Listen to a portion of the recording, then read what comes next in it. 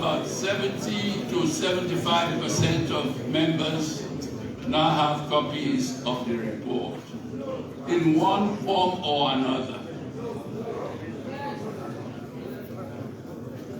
But those of you without copies, please raise your hands so we can identify you. Quite appreciable, but I think those with copies outnumber you.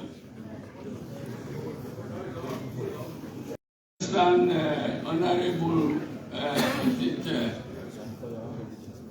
the Honorable from Western Auburn has kindly agreed to send the report by WhatsApp in the proceedings of the committee in Committee Room 1. I saw quite a good number of you there, so you know exactly what transpired. So this is just a replay in plenary of what happened. So we shall proceed and try to catch up as much as you can. You have the floor. Majority Leader. Thank you, Mr. Speaker, for the understanding and the flexibility. That's the reason the 5th Parliament succeeded in passing so much progressive laws in the 5th Parliament. Thank you very much. The same thing will continue to get to the point where we have this e-Parliament going on with the 6th Parliament. The first session of the 6th Parliament of the Second Republic of Sierra Leone. The first report of the Committee on Appointment and the Public Service on Parliamentary Vetting of Presidential Nominations, 2023. 1. Mr. Speaker, honorable members, the Committee on Appointment and the Public Service, in consonance of each constitutional responsibility of vetting and approving of approximately qualified candidates for appointment to ministerial positions, appropriately qualified. Are you with me, sir? I am with you. You are not with me.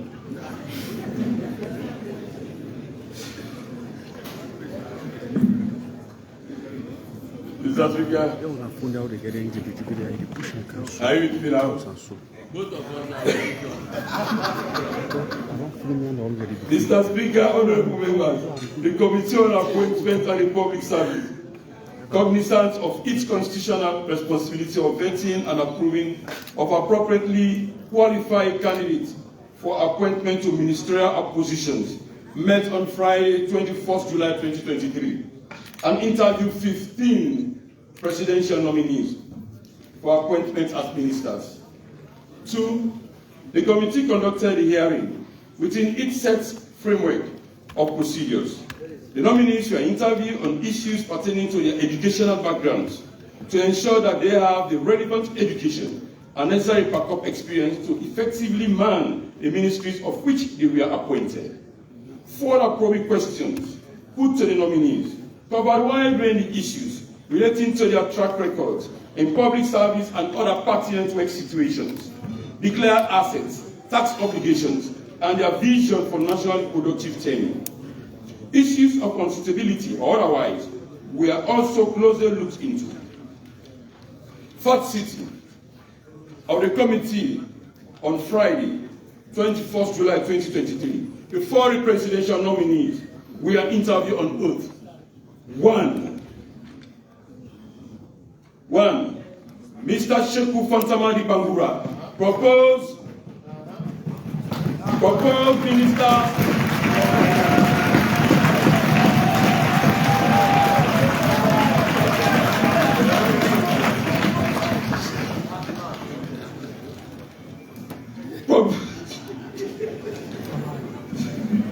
Mr. Speaker, I told someone that he has captured the chamber today again.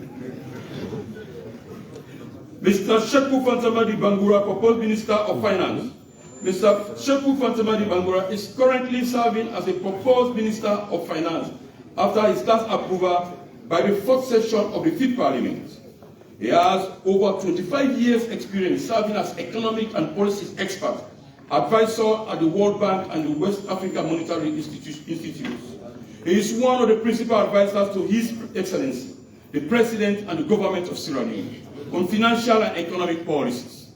He holds a double master's degree in public policy, financial management, 2012 to 2014, AU, Washington, D.C., USA.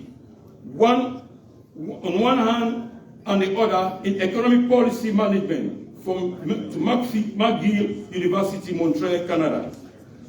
Responding to committee on the increasing inflationary trajectory and wage bills, the seasoned economics said, quoting him, in spite of the audits, the country's economy is still resilient to accommodate the wage bills. Measures are on track for reversal of the double-digit inflation, end of quote. He attributed it to global economic shocks that have far-reaching consequences on import-driven countries like Sierra Leone. He entreated members that less dependency on donor funding for budgetary support will be enhanced by new policies that will capitalize on the prudent exploitation of our natural resources, but not limited to looking into Section 37 of the Banking Act of 2019, to allow companies implementing huge capital projects to have access to funds from within the country rather than operating offshore accounts. The minister was praised for living up to expectations, especially during the the severe economic shocks of the Russia-Ukraine war.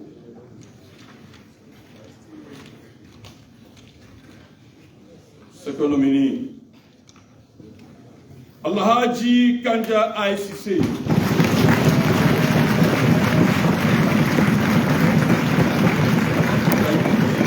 Alhaji Kanja ICC, proposed Minister of Energy. Sit down, please.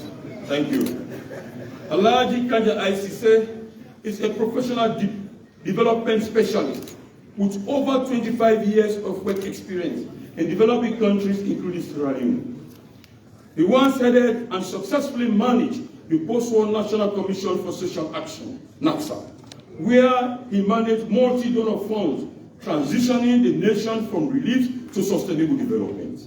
Since his recommendation and ratification by the first report of the 5th Parliament, Alhaji Kanja ICC's performance in the energy sector has been commendable, pushing energy from 60% capital power accessibility to almost 35%.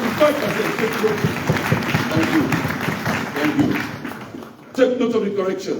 16% capital city power accessibility to almost 35%, not 85%. Both rural and provincial headquarters.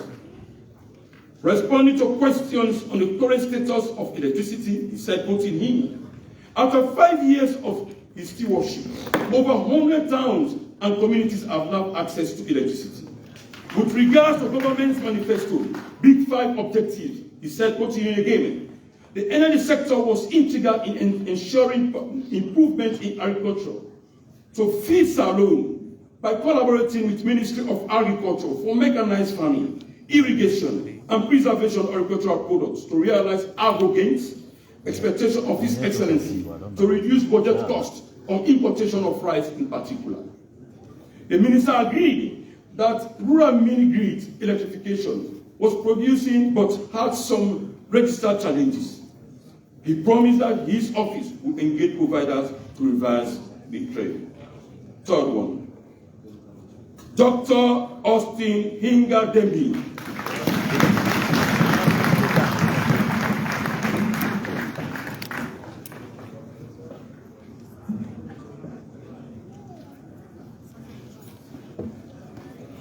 Mind your steps, please. Mind your steps. Thank you. Thank you. Dr. Austin Inga Demi, proposed Minister of Health. Mr. Speaker, honorable members, Dr. Austin Demi is a research scientist, epidemiologist, and molecular biologist, and holds a Master of Public Health in Biostatistics and Epidemiology, University of Michigan, United States, 1985, and a PhD in Clinical Microbiology for the University of London, 1998. Prior to his nomination, this internationally revered scientist was the acting director of the Office of the Global Health Resources and Services Administration, HRSA, in the United States Department of Health Bureau that protects the health of Americans through global actions. He is manifest a plethora of wide experience in conceptualizing, designing, and implementing complex and effective national programs to combat any ravaging health situation, including viral hemorrhagic fever viruses, AIDS and HIV, etc., etc. His long services with the Center for Disease Control, CDC, gave him the platform to fully understand the emerging African health problems. The reason he was very instrumental in the fight against Ebola and COVID-19 pandemic in Sierra Leone. Mr. Speaker, honorable members, the Committee on Appointment and Public Service seriously affirms the outstanding virtues of this nominee as we adjudged during the 12th sitting and forwarded, during the 12th sitting and forwarded in the 10th report to the plenary of the 5th Parliament in February 2021. Responding to his reappointment, visions and pervasive perennial problems in the ministry, the landed doctor said, quoting him, given the state of acute shortage of medical personnel and professional personnel in the country, Sierra Leone needs 5,000 medical doctors. At the moment, the country only has 500, out of which 350 take correction please, out of which 350 are in clinical practice, whilst 150 are in administrative work. To address such appalling situation, the ministry has engaged the College of Medicine and other health sciences, commerce, and there has now been an increase in medical student admission from 50 to 300 per annum.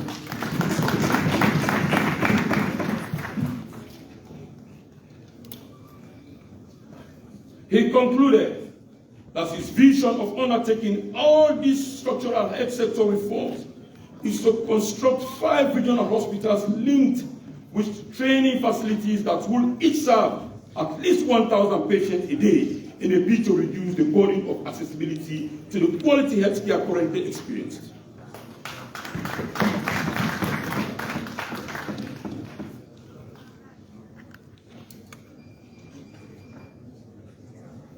Mr. Timothy M. Kabar, proposed Minister of Foreign Affairs and International Cooperation.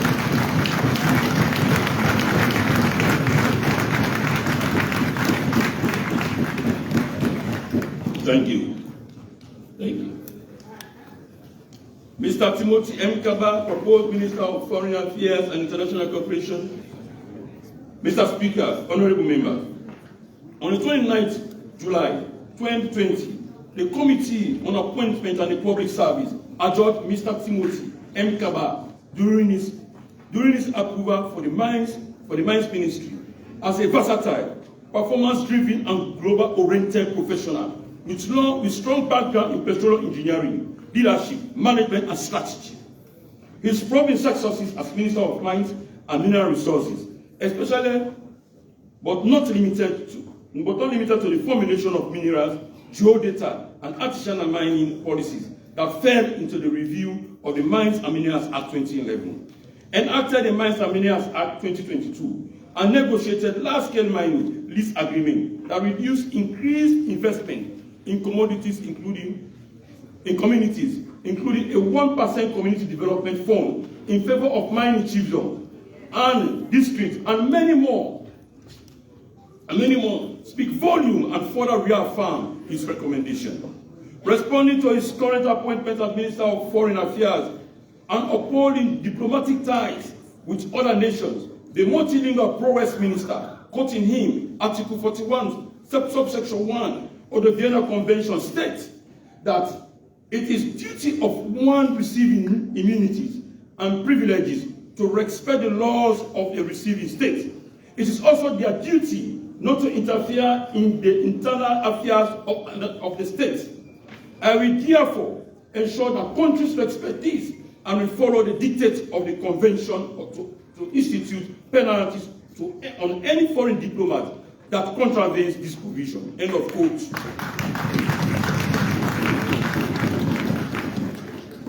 He promised to work hard, very hard, in order not to misrepresent the young people.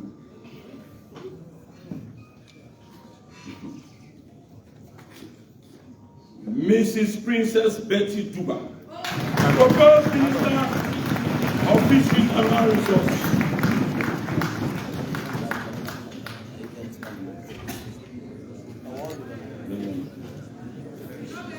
Mrs. Princess Betty Duba is a health administrator with vast experience in health and hospital management.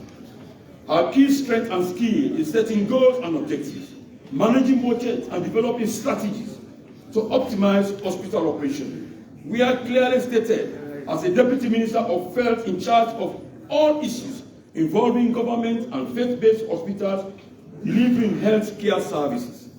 Responding as Minister designate to the coastal water violation by unregistered foreign vessels, depriving the nation of revenue and constant fish stock supplies to market, the soft-spoken professional said, quoting her, "I am aware of some of these Herculean challenges, and I will treat them as utmost priority. It requires the collective effort of major players, including the security forces, and I shall immediately engage them to chart a way forward. Protecting our territorial waters from exploitation is very key to improving the economy, and to this I shall commit myself." End of quote. Dr. Sao Pato Hannah Maskine.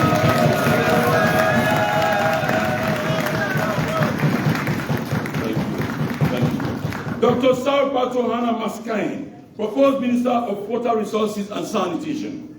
Mr. Speaker, honorable members, Dr. Sal Pato Hannah Maskine is a renowned academic of no mean standing, a career development specialist with extensive productive tenure in both the non-governmental organizations and governmental development agencies. She is on record as one contributor to the academic growth and as a seasoned lecturer of public policy, sociology, and development at varying levels in our universities. In the 5th Parliament, the appointment committee adjudged her suited for Commissioner of NACSA owing to the desirable qualities of proven academic and analytical skills in developmental issues and her timely prolific output observed for over years as a deputy. The committee acknowledges with no scintilla of doubt that she can move on track with numerous projects and plans left behind by the outgoing Minister of Water Resources. In her response to the committee's inquiries on knowledge required and vision to run such ministry, the expert said, most of her developmental works had been on water and sanitation, in brackets you have WASH, and had conducted and coordinated such programs both at home and abroad. While she couldn't disregard that water availability and accessibility were still serious problems in the country, she promised to work on effective plan with government and partners to ameliorate constraints through sustained and permanent initiative projects for both urban and rural water needs. Ambassador Adekule Joliffe Melting King.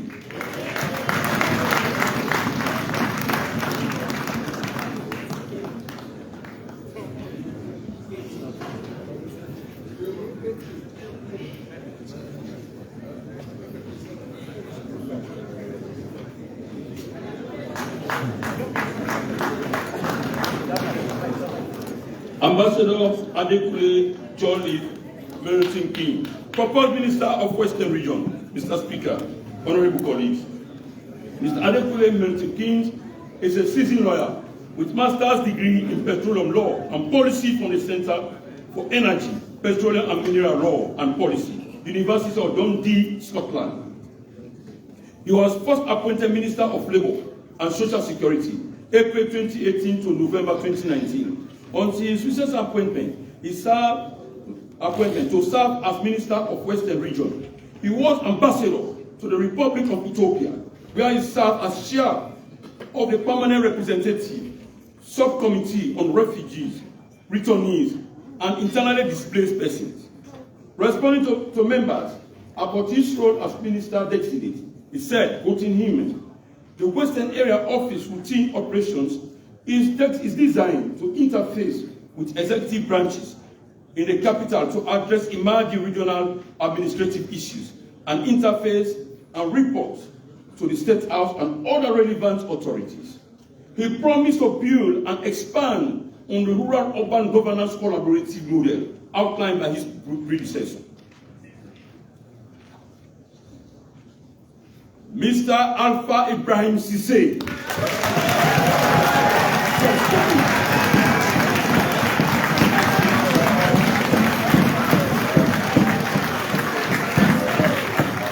Mr. Alpha Ibrahim Cissé,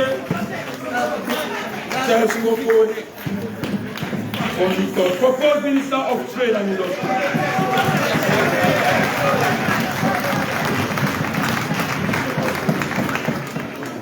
Mr. Ibrahim Cissé is a project fiduciary management specialist for both the World Bank and the Ministry of Finance. He is presently serving as team lead, project fiduciary management unit, responsible to oversee and coordinate financial management, procurement, monitoring, and evaluation and internal audit functions of all World Bank projects in the country. Mr. Cissé was vividly reminded by the committee regarding the sustained increase in the general commodity price level and how this impacted on the people. He acknowledged the non-dimensional price levels, some of which he attributed to external factors beyond government control. He, however, promised to take drastic measures through collaboration with security forces to regularize certain anomalies, such as smuggling of our local foodstuff to other countries. Mr. Jiwo Emmanuel Abia.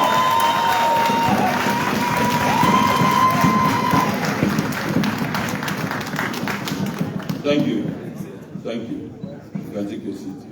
Mr. Jiwa Emmanuel Abdullahi is a macroeconomic policy and international financial market analyst with significant experience working with public and private sector entities in Sierra Leone.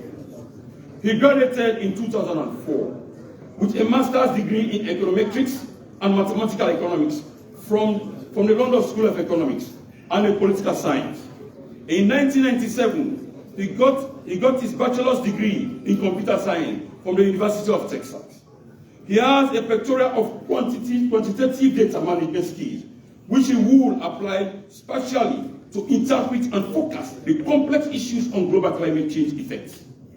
Mr. Abdullahi promised to build on the gains of his predecessor and to collaborate with experts both within and outside the ministry to address global commitment to climate change and implement at national level the Environmental Act. Major General, retired but not tired, David Gamba Osi.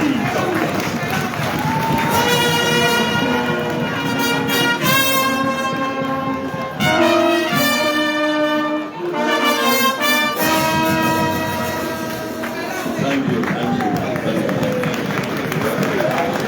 Mr. Major General, retired but not tired, David Tamba Osil Taluva, proposed Minister, Ministry of Internal Affairs.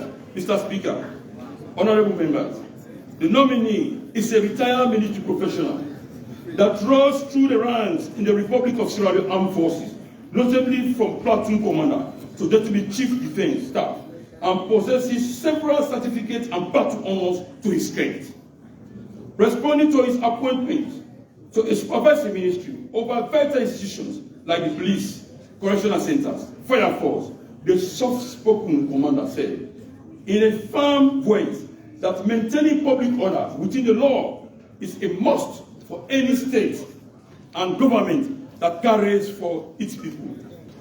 And quoting finally, I see Internal Affairs Ministry providing set leverage and guidance of peace, end of quote.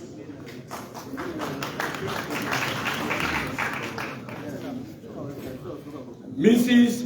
Meros A. Committee, proposed Minister of Security.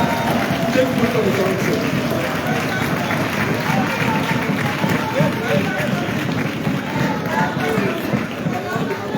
I feel like skipping this one. The text is not properly written, so what happened? So let me proceed with the other ones, I'll tell you.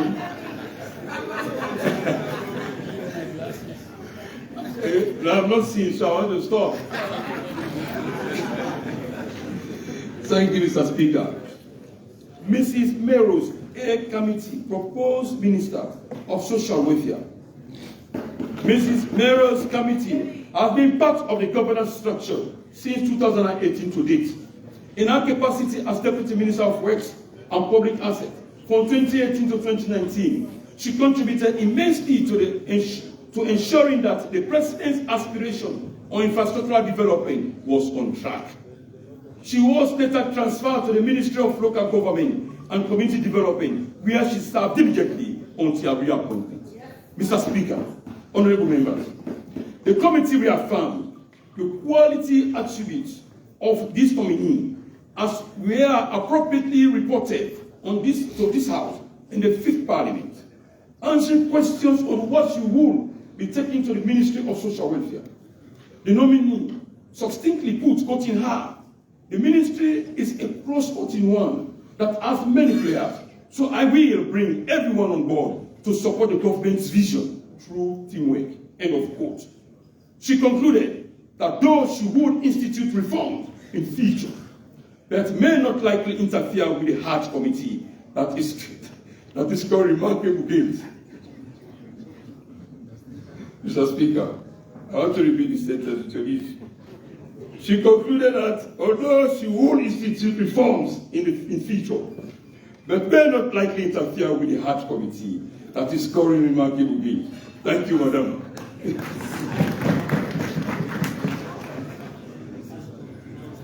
Mr. Amara Kailahun, Minister of Public Administration and Political Affairs.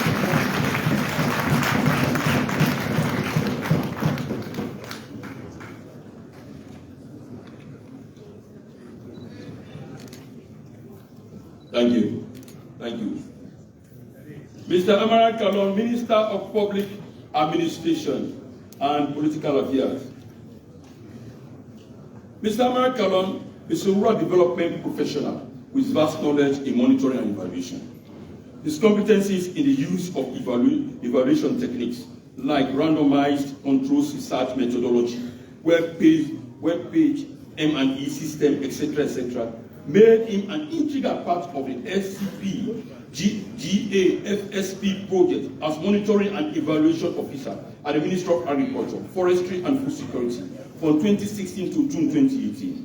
He was later appointed to serve as the Deputy Minister of Political and Public Affairs in 2018, where he served with utmost diligence. His recent elevation to Minister of Public Administration and Political Affairs is a testament of his outstanding contribution to this ministry, while serving as Deputy Minister.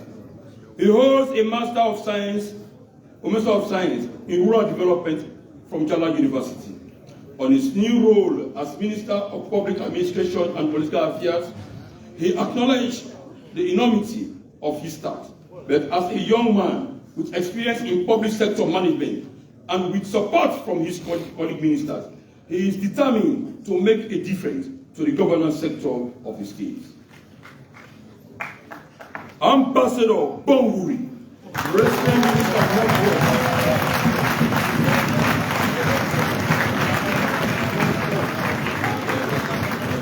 Thank you.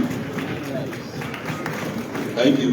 A man with so many lives. Ambassador Bonguri, Resident Minister, Northwest. Ambassador Wuri is a retired civil servant and seasoned diplomat that represented the Republic of Sierra Leone as Side Commissioner to Nigeria, 1989 to 1993. He is a Commissioner of Oath, a lifetime appointment of distinction. His humane and political prowess in dealing with the grassroots supporters have helped the ambassador catapulted from special advisor to minister. And this, the committee recognized as evidence of hard work. On his role in the Northwest, the ambassador promised to collaborate with local authorities and indigenes to work for nation building. Recommendation, Mr. Speaker, honorable colleagues. The committee adjourned the following presidential nominees for ministerial appointment to be seated and qualified to their proposed appointment, and they are therefore recommended to the House for approval. 1. Mr. Sheku Ahmed Fantamadi Bangura, Minister of Finance.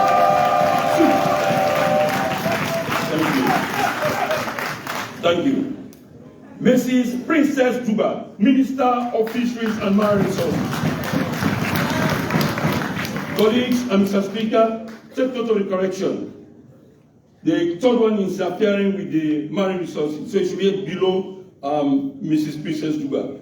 The third one is Sao Pato Hana Aisata Maskani, Minister of Water Resources and Sanitation. 4. Major General, retired but not tired, David Talova, Minister of Internal Affairs. 5. Mr. Alpha Ibrahim Sise, aka Tex, Minister of Trade. 6. Dr. Hostin Hinga Dembi, Minister of Health. 7. Alhaji Kanja Sise, Kalaji Kanja I Sise, aka Manta, Minister of Energy. 8. Mr. Jiwo Abulai, Minister of Energy and Finance. 9. Ambassador Umaru Bonguri, President Minister Northwest. 10. Mr. Amara jambai, Minister of Public Administration and Political Affairs. 11. Mrs. Meros Committee, Minister of Social Welfare. 12. Ambassador Adukule King, Minister of Western Region. Last but not the least, Timothy M. Kaba, Minister of Foreign Affairs and International Cooperation. Mr. Speaker, honorable members, the first report is a unanimous decision of the committee. I therefore move that the first report of the Committee on Appointment and Public Service be adopted by the House and the recommendation contained therein be approved, faithfully read, presented and submitted to this House by the son from Bukaka Jama Kulambayama, now representing Kenema. Thank you very much for your attention.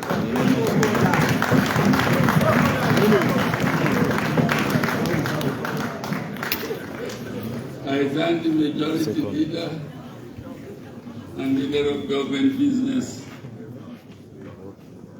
for his presentation of the report. Any seconder to the report? I so second, Mr. Speaker. I thank you.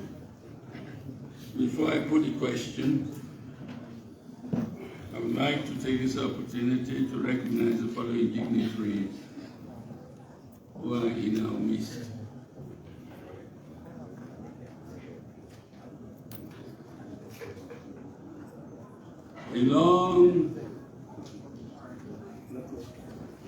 A friend of long standing, with whom the Honorable Kailahun.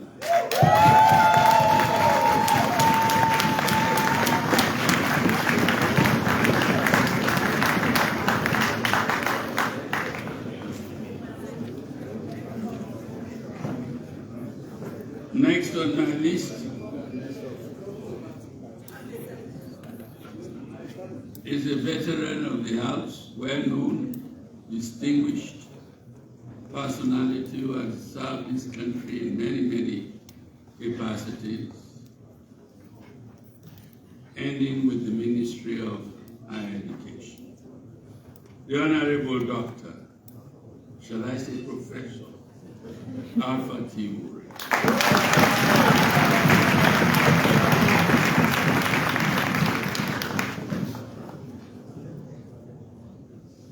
Next on my list is a man of many parts, eminently qualified for many roles in our republic, but presently a very busy businessman who is minting money in the private sector. The Honorable Fode Yo.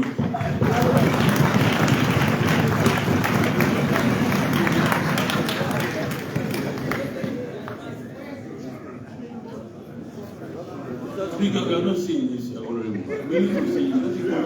I know you have a special interest. No, because they have used some advertising. Where is it? Please stand up. I can see you. Honorable, can you please stand up?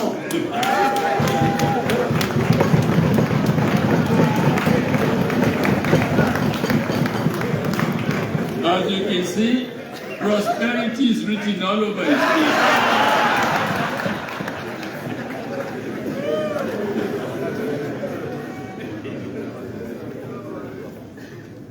Next on my list is Madam Sita Sila. Is she here?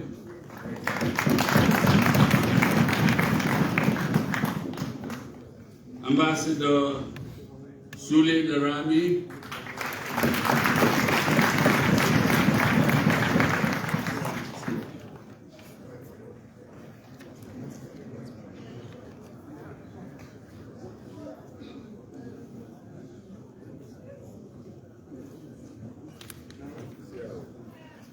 Madam Mamadi Gobe Kamara.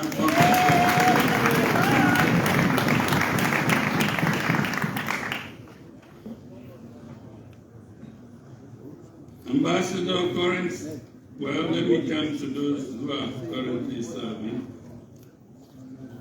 Mr. Matthew Dingy, the Financial Secretary.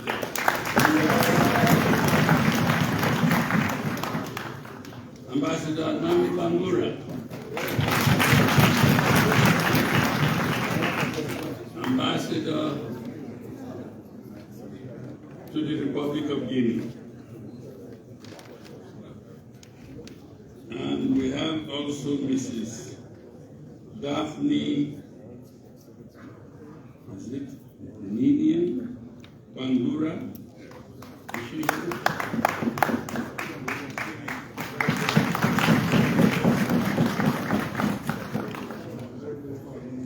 Thank you. I'm sure there are many more, and I will announce them as and when I receive the names.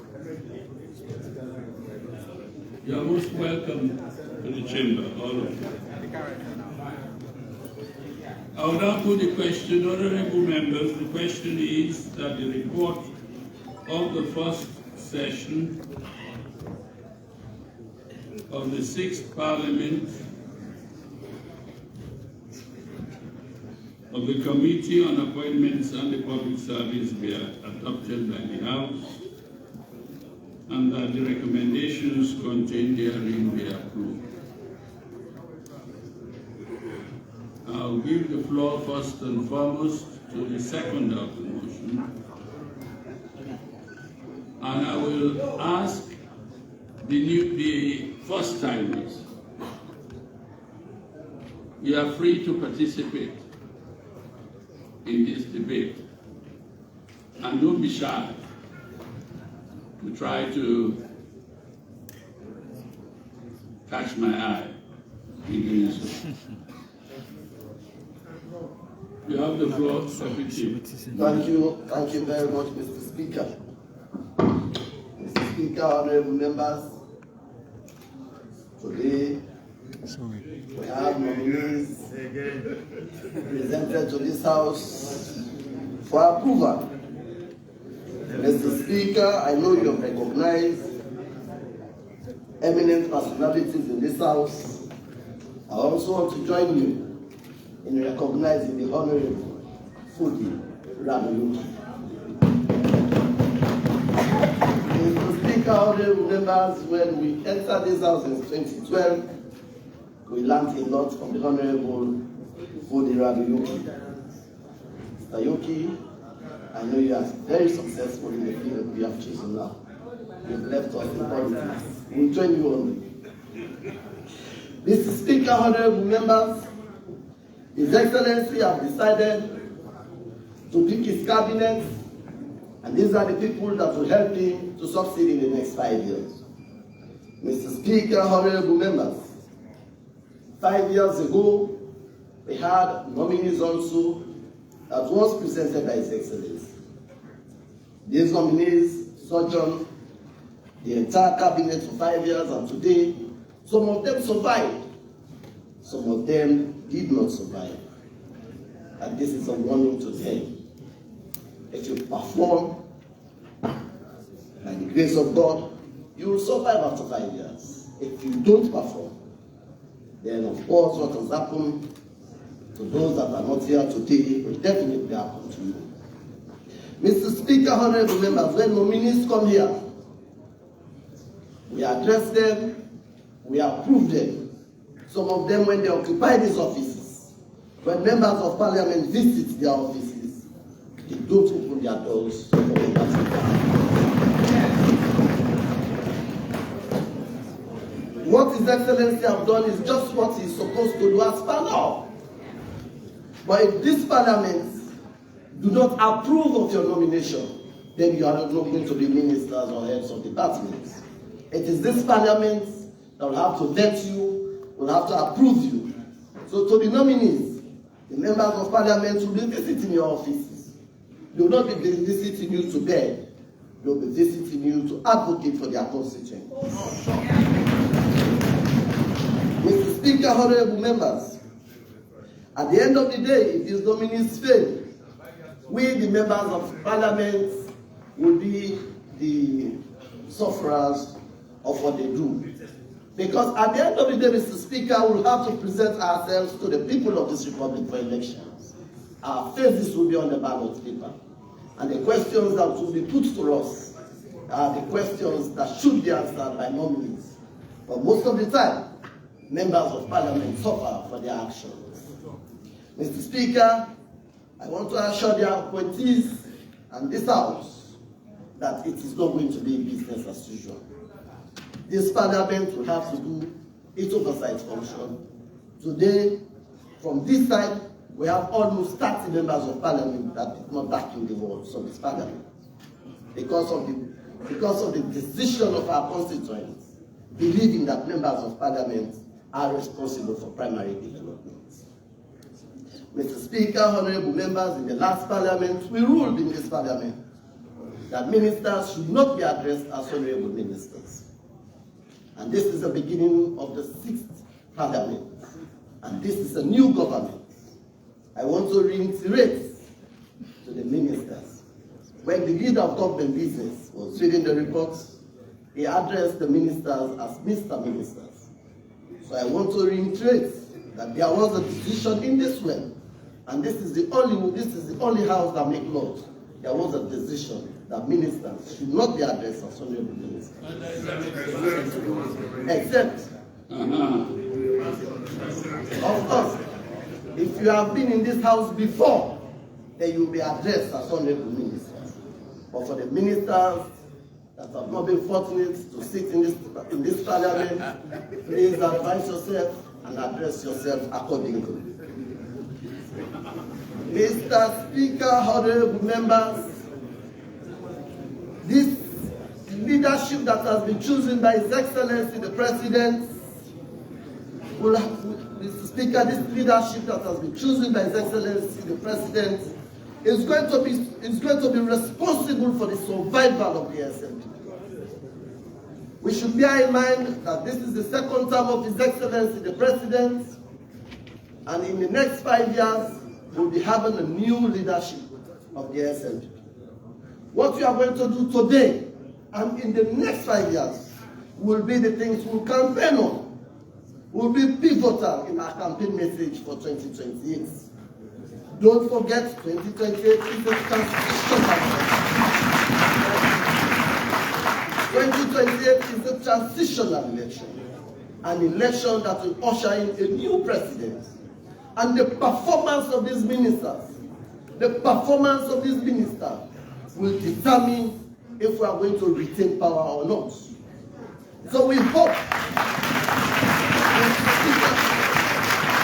Mr. Speaker, honorable members, we hope these ministers will not disappoint His Excellency the President. We hope these ministers will not disappoint this House. We hope these ministers will not disappoint the people of Sierra Leone.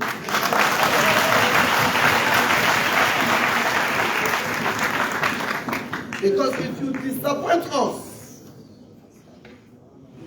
then we will all know the result at the end of the day. But of course, we hope you will not disappoint. His Excellency the President has a lot of confidence in you. That's why he has decided to bring you on board. Mr. Speaker, honorable members, let me zero in on a few of them. I will begin with the Minister of Energy, for obvious reasons, Mr. Speaker. Mr. Speaker, the Minister of Energy, aka Mansa. I know the Speaker is very happy for this. Sorry. Mr. Speaker, the time is 12. I move that we suspend SO 52 so the business of the House will continue. I thank the Chief Whip. Any second? I so second, Mr. Speaker. Thank you. Honorable members, all in favor of the motion, say aye. Aye. Those against, say nay. The ayes have it. And we continue. Thank you very much. Mr. Speaker, I want to zero in on the Minister of Energy. Alhaji Kanja Sise for obvious reasons, Mr. Speaker. Mr. Speaker, honorable members, some few months ago, I was seated before Alhaji Kanja Sise for an interview to this parliament. And Mr. Speaker, some 48 hours ago, Alhaji Kanja Sise was seated before me for an interview. Mr. Speaker, this shows that when you have an opportunity to interview somebody, you should do it with caution, especially for members of parliament. And for those that did not return some of our MPs, we are praying that His Excellency consider them, will give them the same treatment. But I can assure honorable members that we from both, we are given the best.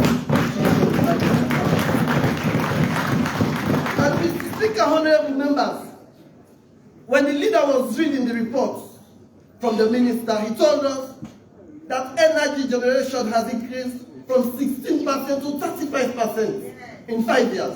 That's a huge increment, Mr. Speaker. Mr. Speaker, the government we succeeded was not able to generate energy when they were in governance for 10 years for more than 16%. Just 5 years, this man doubled that one for almost 100% to make it 35%. Mr. Speaker, I know we haven't got the energy system properly, but it's a process. That's why His Excellency decided to bring Mr. Kanja Sise on board. We believe, we are confident, that in the next 5 years, the energy distribution and generation will increase from 35% to 50 or more percent before the next election. Mr. Speaker, that's a huge strike. 16 to 35 is huge, considering the economic situation and the global issues around. We are wishing Mr. Kanja Sise well. Of course, this parliament will always support you as it has done, and this leadership of this parliament will always support you. We are wishing well. We hope you will continue to excel in the energy sector. Mr. Speaker, honorable members, I now zero in on the Minister of Finance.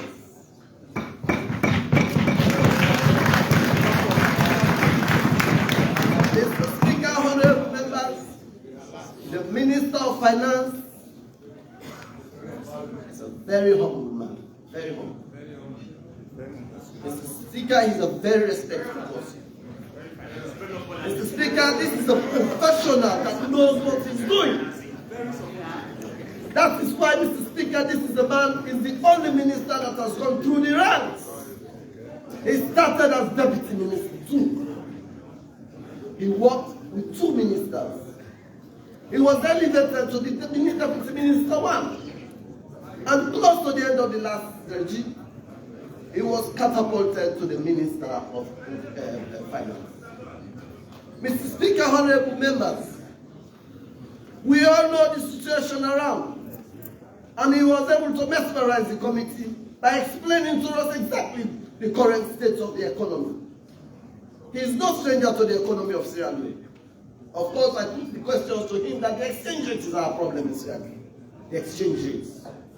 Mr. Minister, the people who voted us here are here.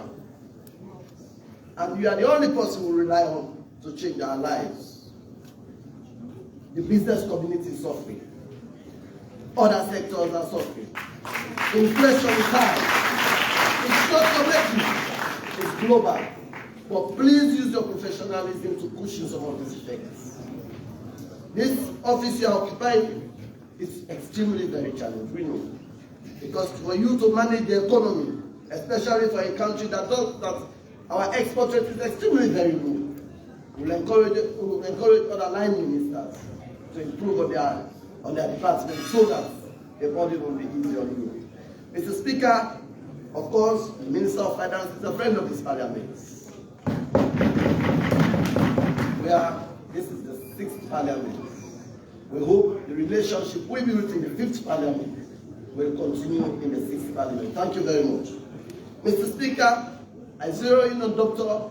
Austin Demby. This Mr. Austin Demby is Prime Minister of Health.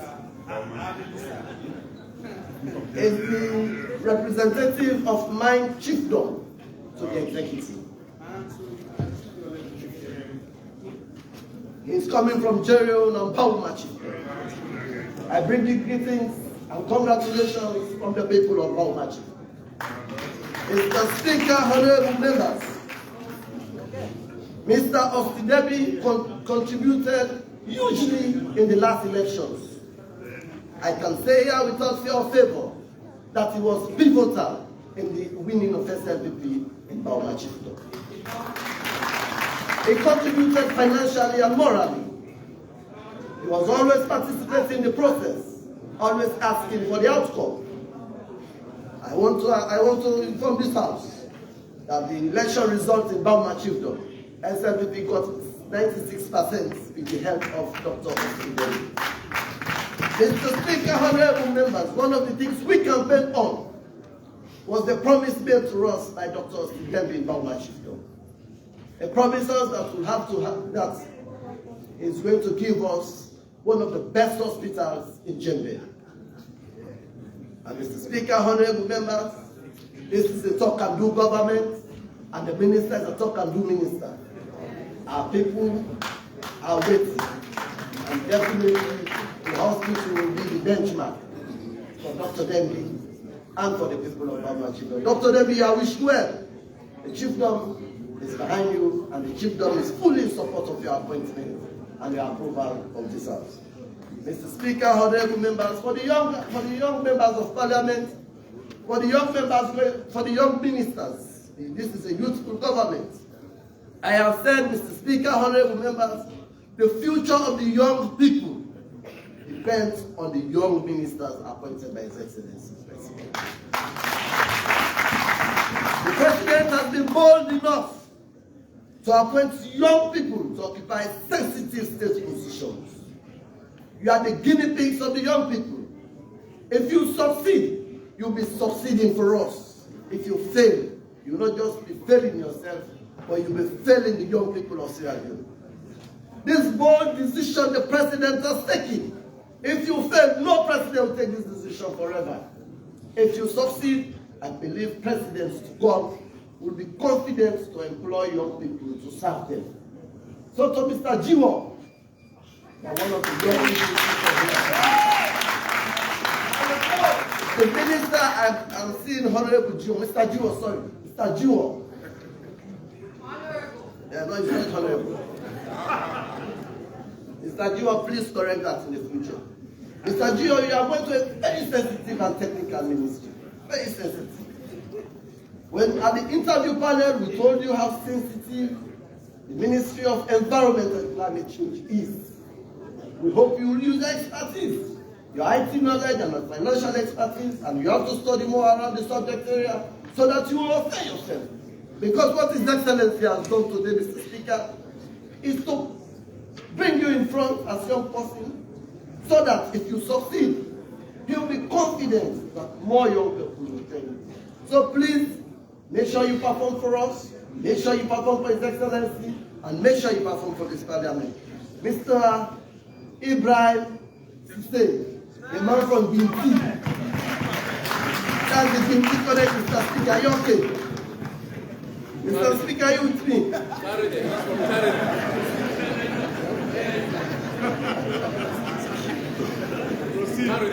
That's one of the representatives of the Guinea community in this cabinet. And I know Mr. Speaker has been pivotal. Guinea has never disappointed.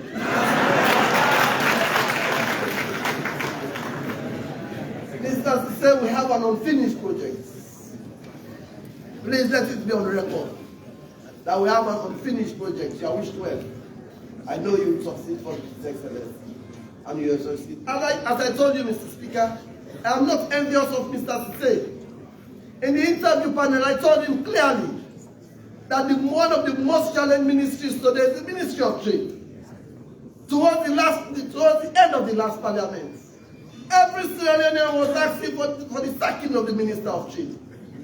Every Sierra Leonean, because of the inflation, because of the prices are changing on a daily basis. Today you go to the shop, the prices, the different price. Tomorrow you go to the shop, different price. Tomorrow you go to the shop. So there is no price uniformity. No price uniformity. So this is the challenge Mr. State is going to be faced with. And the other challenge, Mr. Speaker, is the substandardness of things that people bring to this country. You have to buy things extremely very high, but the standard is very poor. You have a lot of fake stores coming to this country, Mr. Speaker. So the Standard Bureau, I told you the Standard Bureau should be looked into. And the worst of it all, Mr. Speaker, honorable members, is the drugs. And some of these drugs come to our king. Like the bush. This is killing the young people of this country. We are a Standard Bureau. We are a Standard Bureau, Mr. Speaker.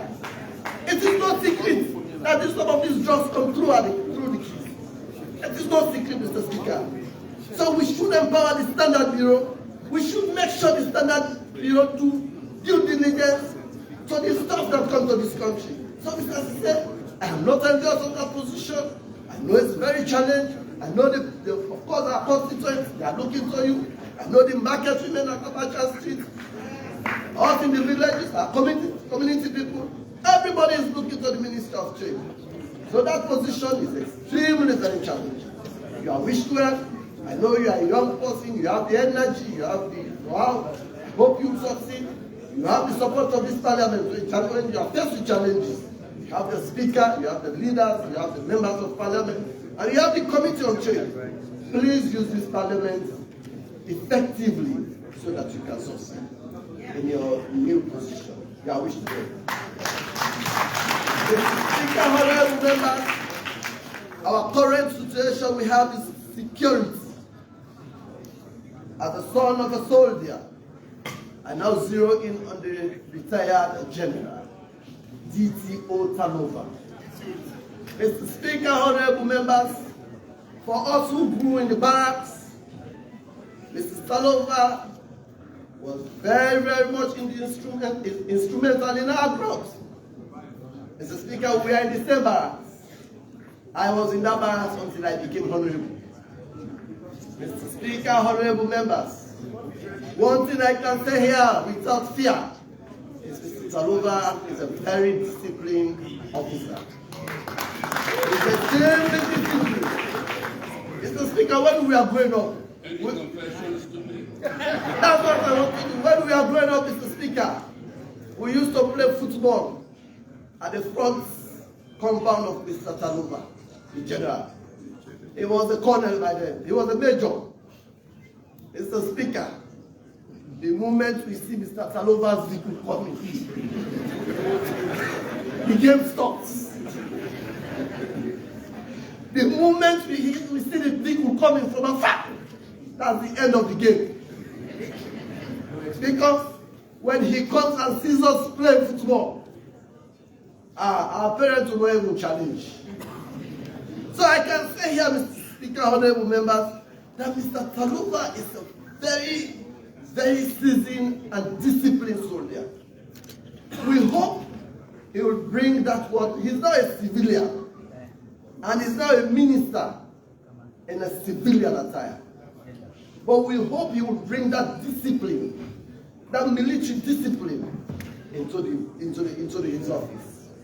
Of course, Mr. Speaker, it's no secret that the police force has been tagged in Sierra Leone by different organizations as one of the most corrupt institutions in Sierra Leone. Mr. Speaker, we know that the trainings given to police officers are not enough.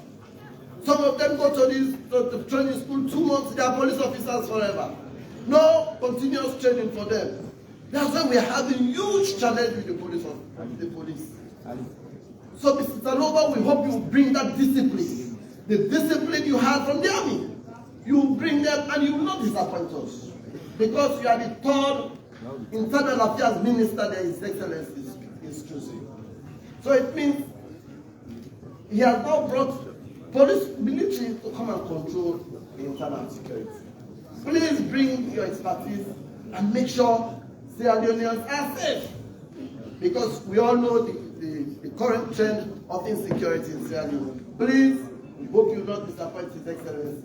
You hope you will not disappoint us. So the ladies, the Minister of Fisheries and the Minister of Social Welfare, Minister going to the Ministry of Water Resources. Of course, you've been before the Minister to the Water Resources, I've been before the committee. I think this is her second time. She was before the committee when she became the head of NAXA. Of course, everybody knows she's extremely very intelligent. She knows the subject area. She's a doctor. I know she'll be working with a young engineer who doubles as our youth leader. We hope the synergy will continue. We hope the synergy will continue between yourself and your deputy. We hope you will succeed. Water is life. The Western area is suffering. The provinces are suffering. Water is not available. We are from the far west of Freetown, Hamilton and beyond. We are struggling for water. These are the challenges we face. Go to our villages, Salwaku. Our villages, no water. Go to your drinking water. So you are going to be faced with huge challenges. And that will hinge on our health system. Because sicknesses are all around, malaria, cholera, all because of the water people are drinking. Please make sure you work as a team. Work with the other members of staff that we will be meeting for the success of this government. So the lady going to the ministry, after the woman going to the Ministry of Fisheries. Of course, the world is moving. The blue economy. The blue economy is now pivotal to the economy. Black economy. So, Mr. Speaker, honorable members, Mr. Speaker is clubbing. the Minister of Fisheries is very humble. She has worked in this parliament for the last few years as deputy minister. She has been representing a minister. She has a very good relationship with this parliament. I hope you carry on with that same mentality you had as a deputy minister to the new ministry. I hope you will succeed. The policy you are succeeding started. She did well. She was a woman. I hope you learn from her and you continue from where she started. So, I have supervised the minister now going to the Ministry of Social Welfare while she was Deputy Minister of Works. Mr. Speaker, I can say here that this minister is very, very active. She's willing to work, ready to work at all times.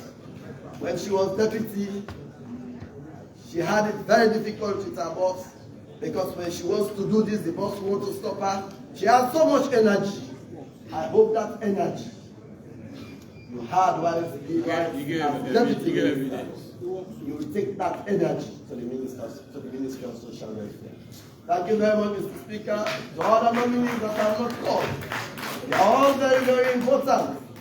They are all very, very important. We have recommended it to this House. We hope this House will approve you.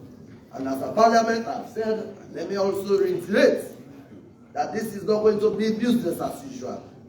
This 6th parliament, I will even encourage those that will be chairmen of committees to do their work and to do their work according to law. Because it should not be business as usual. A government should succeed. Parliament should play a pivotal role. Thankfully, Mr. Speaker, the ruling party is in majority. So when we now doing our work, when we begin to drill these ministers, nobody will say because these are opposition. Your own brothers and sisters will have to follow up on you. Thank you very much.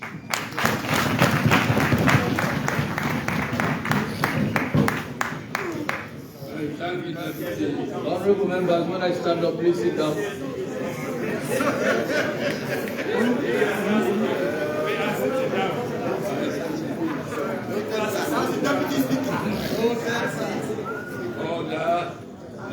Order. Let me thank the Deputy Leader for his contribution to the debate. Before I call on my very able Deputy, please take your seat for a moment. Okay. Let me recognize these additional personalities we have in the world.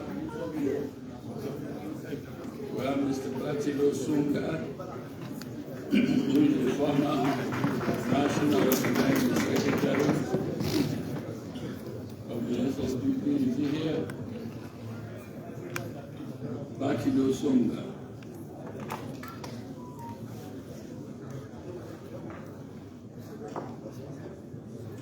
Next on my list is the one and only Madam Fatmata Sawane.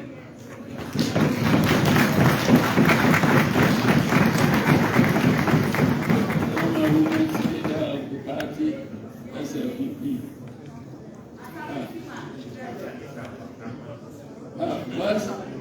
Was recognizing the former women's leader. Let me also recognize Madam I.J. Kaba, who's national women's leader of the SLPP, preceded that of Madam Sawane. Is she here? I.J. Kaba.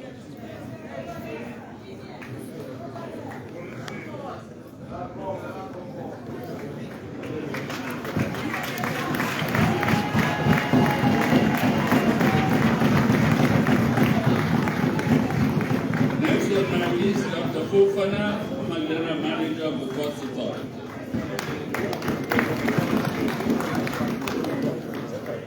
Aja Fatu Kanja Sise, the other half of the Energy Minister.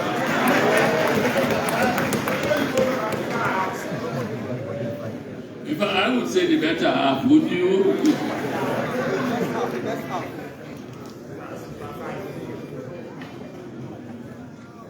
Next on my list, Haja Fatu K.C.C. She here?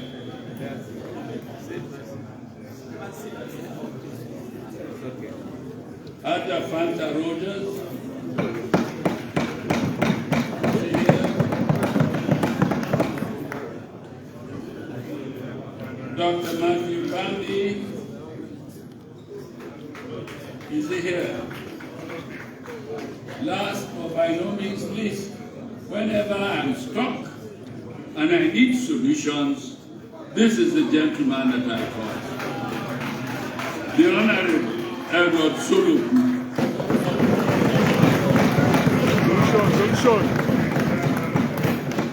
Is he here?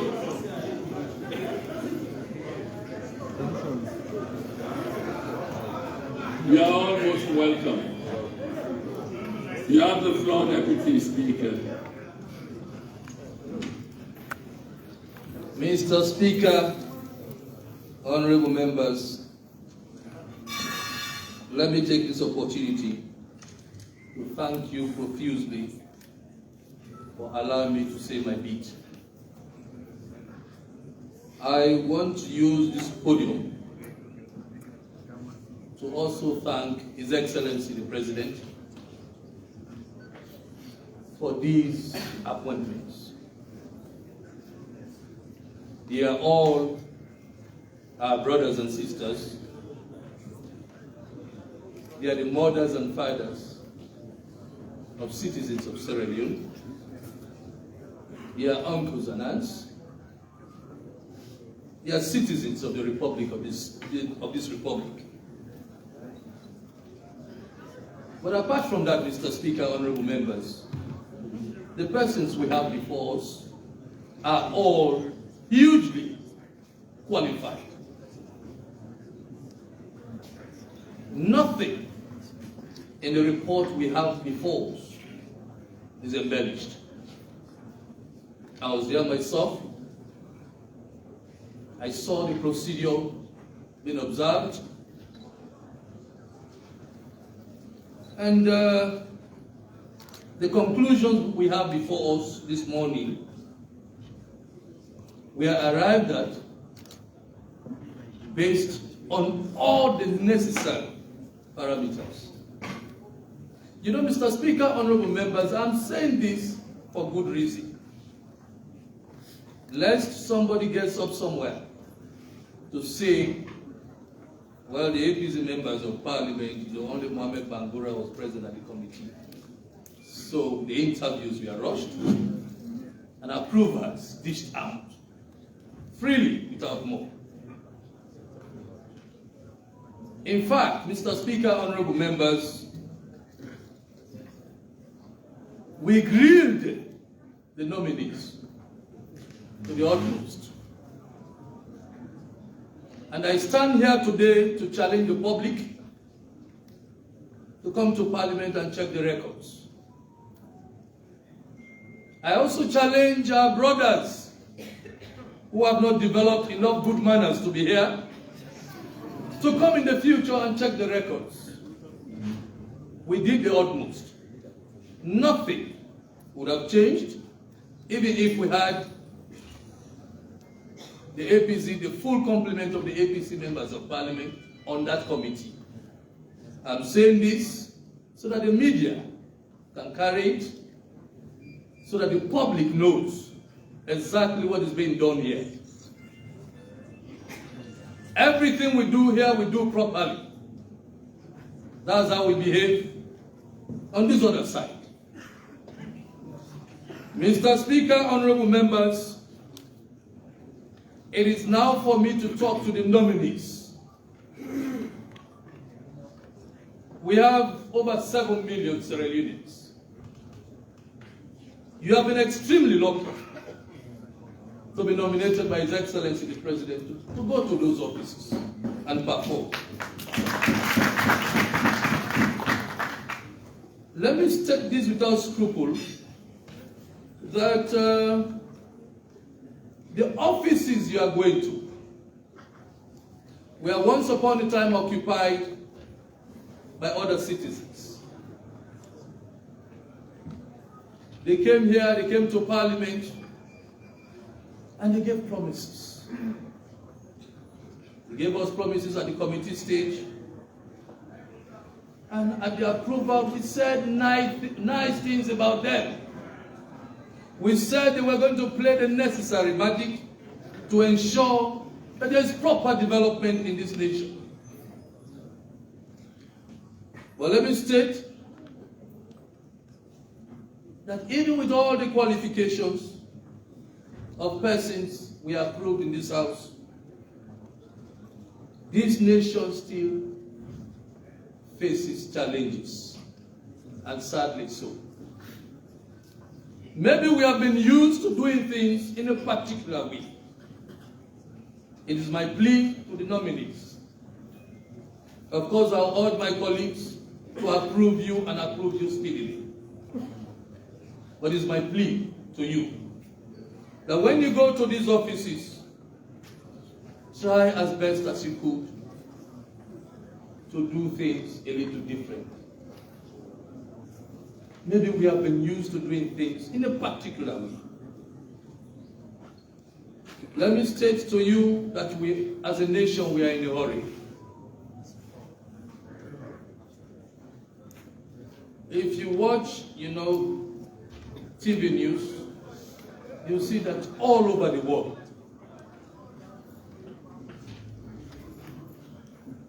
there are problems in every nation of the world. It is for us to make Sierra Leone a little different. And let me tell you what I want you to do. When you go to your offices, take a keen look at particularly the role of civil servants. The role of civil servants. Of course, we have these political offices, politicians come in and go. But the civil servants remain. If things are happening to this nation in a particular way, maybe we begin to look at those figures in these institutions that have been static over the over 60 years we've had as a nation. Mr. Speaker, honorable members, some civil servants go to their offices and spend the whole day doing nothing. In fact, it has become even worse with the advent of the social media. A single document comes to a particular civil servant. That civil servant is supposed to action that particular document, and it is lying there. When all they need to do is to write a simple memo approved, so that the document moves to the next stage. It is there for weeks. And it's happening all over these ministries, these departments and agencies. So when you go to these offices, take a keen look at them. Maybe you need to ginger them a little bit. That's my plea. Like I said, as a nation, let's learn to do things a little differently. And let me assure you, I can say this clearly with all conscience, that the first 5 years of His Excellency the President was a huge success. A huge success.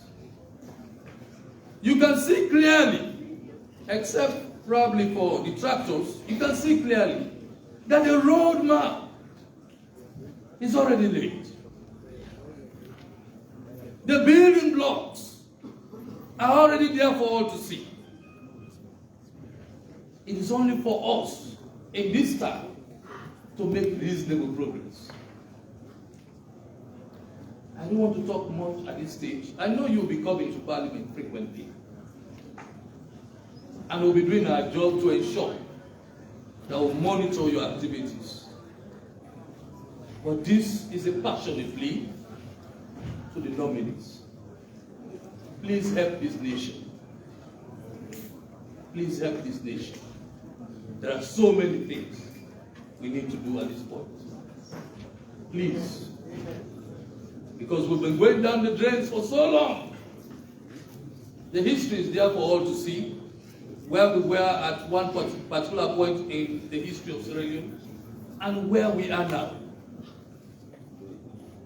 So please, that's all I need to tell you. Thank you very much for your appointments, for the appointments. And like I said, you can't talk about, you can't just say, you can't talk about the proposed Minister of Finance, the Princess Duba, the Master. You can't talk about these people and begin to even challenge, or Mr. Alpha to say, begin to even challenge to say, oh, they are not qualified. They are all hugely qualified. But please, help this nation. Thank you very much. Mr. Speaker, I stand on SU38. Usually, I have seen so many members want to speak. And if we don't manage time, and we have meetings just after sitting, it's going to 1 o'clock. Usually, if I want to stand on SU38 to move a motion to limit members who are ready to speak. So you give me time, you 5 minutes so they can help as much as you can. Yeah. But the way we are going now, if we leave it like that, it will be a problem. And also, I want my appointees to go and celebrate, as we have started giving them the platform in the chamber to celebrate. So I move that we reduce the time for every speaker to 10 minutes or to 5 minutes. No, in the standing order, it's 30 minutes. In the standing order, it's 30 minutes, SO 38. So I'm now planning for 5 minutes as the case may be. And those who are in the committee, I'm not reading them out. But you had your bite during the committee. So I crave your indulgence that you allow more members, especially those who are coming in now, give them a chance to speak. So I propose 5 minutes, sir. Thank you. I so move. There is a second to that motion. I so second, Mr. Speaker. The motion is for a time limit of 5 minutes per speaker. 5 minutes. I'm not hard of hearing. And I've had it seconded. All in favor of the motion say aye. Aye. And those against say nay. The ayes have it. Motion moved by the leader of the government business as well.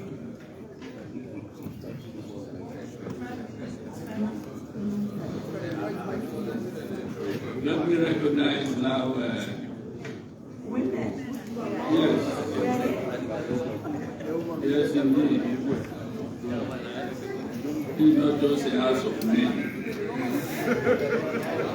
Let me give the floor to the honorable member from both districts. Lady.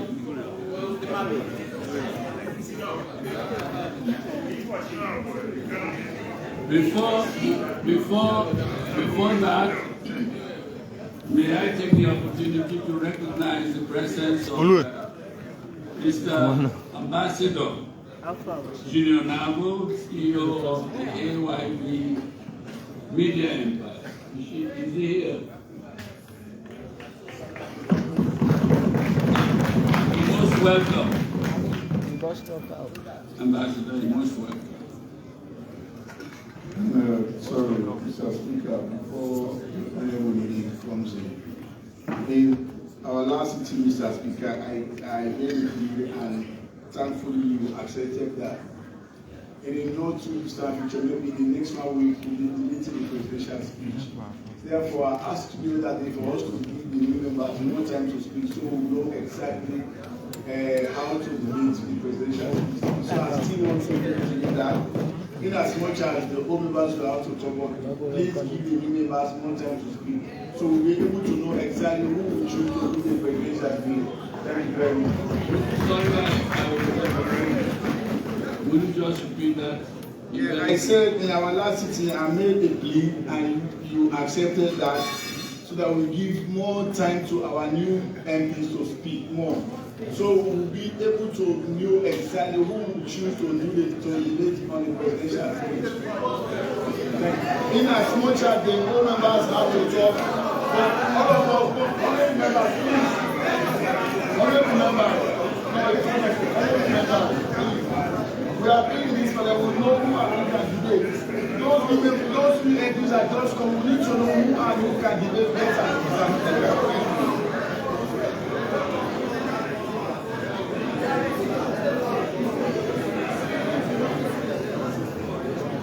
The honorable member from Buedu.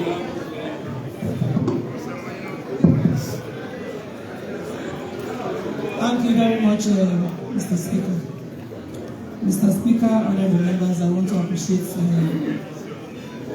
leader, that's the chief whip. It's a very good advice, but I equally would want him to know that some of us have already met these people before, some of us will know their handiwork. We need to tell people, we need to tell the nation. We have representatives all over this country. Thank you, sir. Please.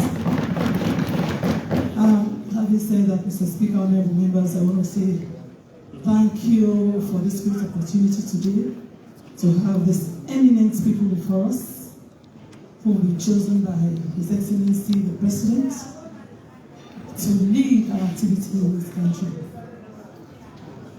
Mr. Speaker, honorable members, this is a wise decision His Excellency has taken on behalf of the nation. And I want to believe that he must have properly gone through the resume, and that is why he has decided to choose them to lead the activities of this country. So I want to appreciate His Excellency the President so much, particularly when it comes to ladies. I want to say thank you to His Excellency. He has given us eminent ladies, and for me, the choice he has made, although all of them are yet to come, we have few of us in the world today, some are yet to come, but for the eminent ladies he has chosen, Believe me, I want to thank him so much for identifying them and letting people know that Sierra Leone has women that will take us to prominence, that will take this country to prominence. Mr. Speaker, honorable members, to the nominees, I would want you to know that, like others have said, you had your predecessors, they have done their own bits. But the best is never enough. We want to see you bring more changes into these offices. We want to see you improve on whatever lapses they had in their offices. We know we have a talk-and-do president. And if we say His Excellency is a talk-and-do president, we should see that resonate in your actions, in your different offices. Work very hard. Result in your offices. Good results is what we want. We want to make sure that Sierra Leone, like we said, be a paradise for us, for every one of us. And mind you, you are the ones that will bring this change to us. His Excellency the President has done a great job. The last time, for the 5th Parliament, we saw a lot of Sierra Leoneans whom we refer to as eminent people equally like you have done. And they helped His Excellency at least to achieve more than 80% of what he mentioned in his manifesto. We had a campaign message, like we always do, not like our cousins who do not have campaign messages. We have campaign message. The 2018, our campaign message was free education, free quality education. This time round, we have 5 game changers, and of course, the very first one, fits alone, is what we are most interested in. Although the minister is yet to appear in this world, but when he comes, we will have our own piece of words or piece of advice we'll give to him. But what I want to say is, Mr. Speaker, honorable members, our nominees before us should know that Sierra Leone has to grow. It has to grow, and we must put our hands on the shoulder, we must put our shoulders on the wheel to see that growth comes to fruition. We don't want to see Sierra Leone retrogress. We want to see Sierra Leone grow. Some of us, this is our USA. For some of us, this is our UK. I don't want to retire in UK, nor do I want to retire in USA. I want to retire in Sierra Leone and in my home, Buedu town. That's where I am proud of it. Because the reason why we see people doing what we call temple run in quotes, that temple run is because they are looking for greener pastures. If you help us to work very hard, definitely, I can assure you, the idea of temple run will be no more. People are running away because we don't have jobs for them.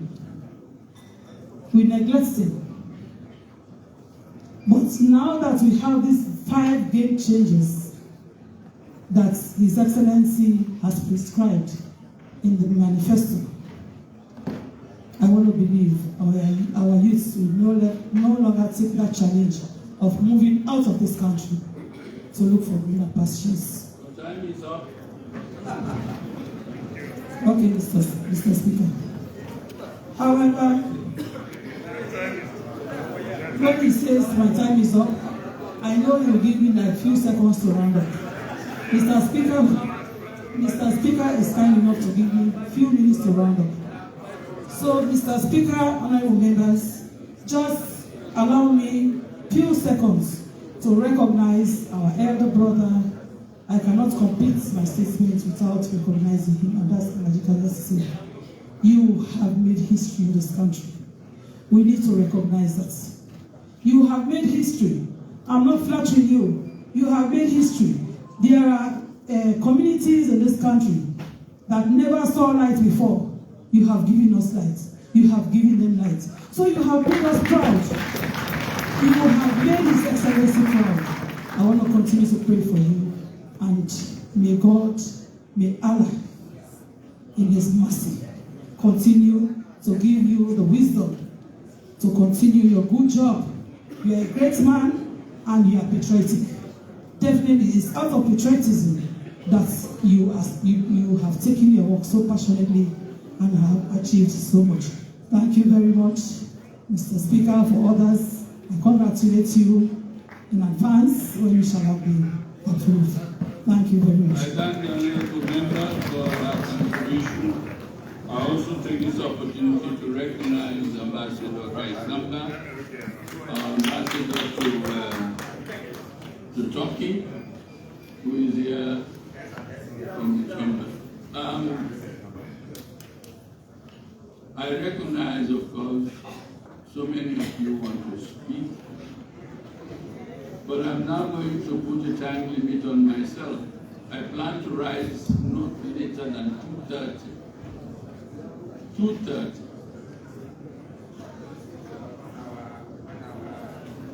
And if you know the time limit, 5 minutes, if you exceed that, you will suffer the penalty. And you know me. For you, the older ones, you know me. Let's encourage some of the first timers. Oh, I say Paramount Chief. Yes, Chief. You have it.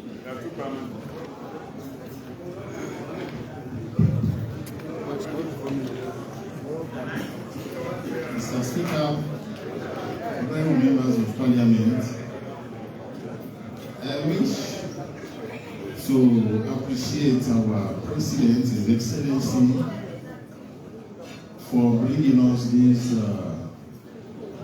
eminent ladies and gentlemen to be presented to us as his nominated ministers to serve as cabinet ministers in the coming 5 years. We hope and pray that they don't deceive His Excellency and also don't deceive the people of Sierra Leone we are representing. And we hope that this House speedily approves these nominees. I would like to zoom in especially on the proposed Minister of Finance, Sheku Fantamadi Bangura, who is an indigene from Gambia district. I am honoring Empowerment Chief by Faronatas Bubu Ambak from Gambia district. I wish to bring the greetings of our people from Gambia districts to our Minister of Finance, Dr. Madi Bangura, and also to congratulate him on behalf of our people from Gambia district. We know that people from Gambia district excel in any office they are placed in.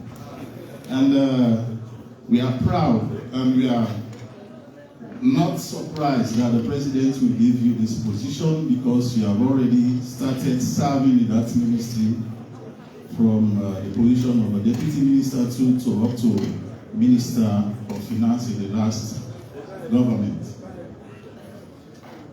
And we also hope and pray that you do very well in this next dispensation to make us proud, so that our people in Gambia will emulate your example for serving the nation. I would like also to zoom in on the retired Major General Taluva, who I have known for over 25 years, since he served in Gambia District in 1994 when he was a lieutenant during the war.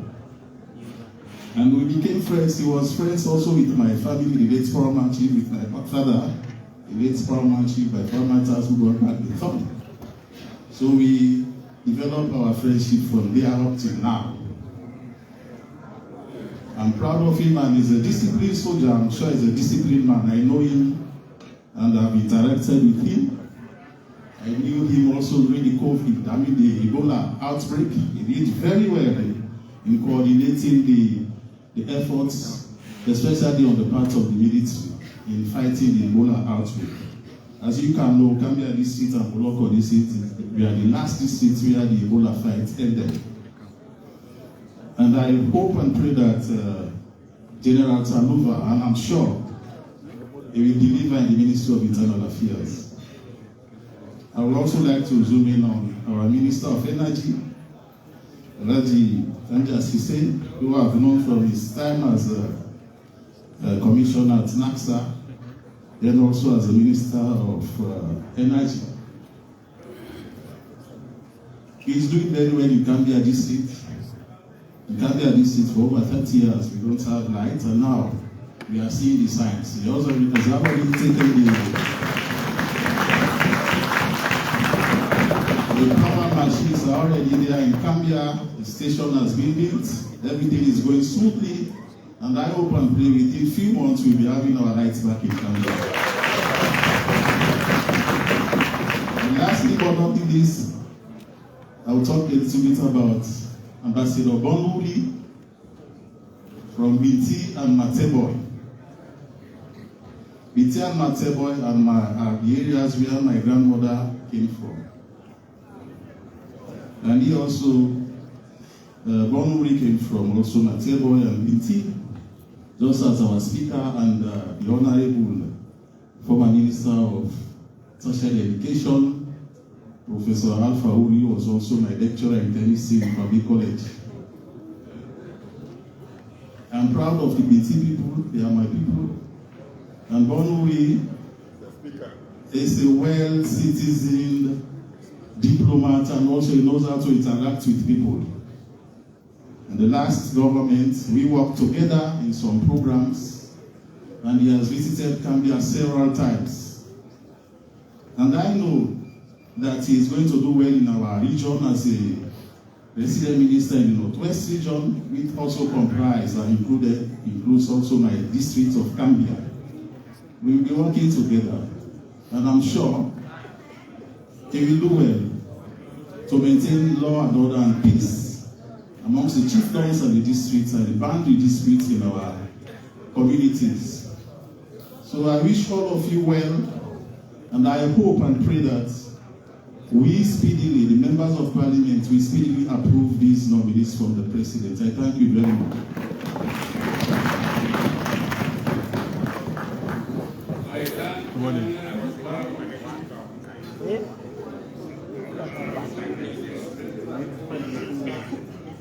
I recognize the next.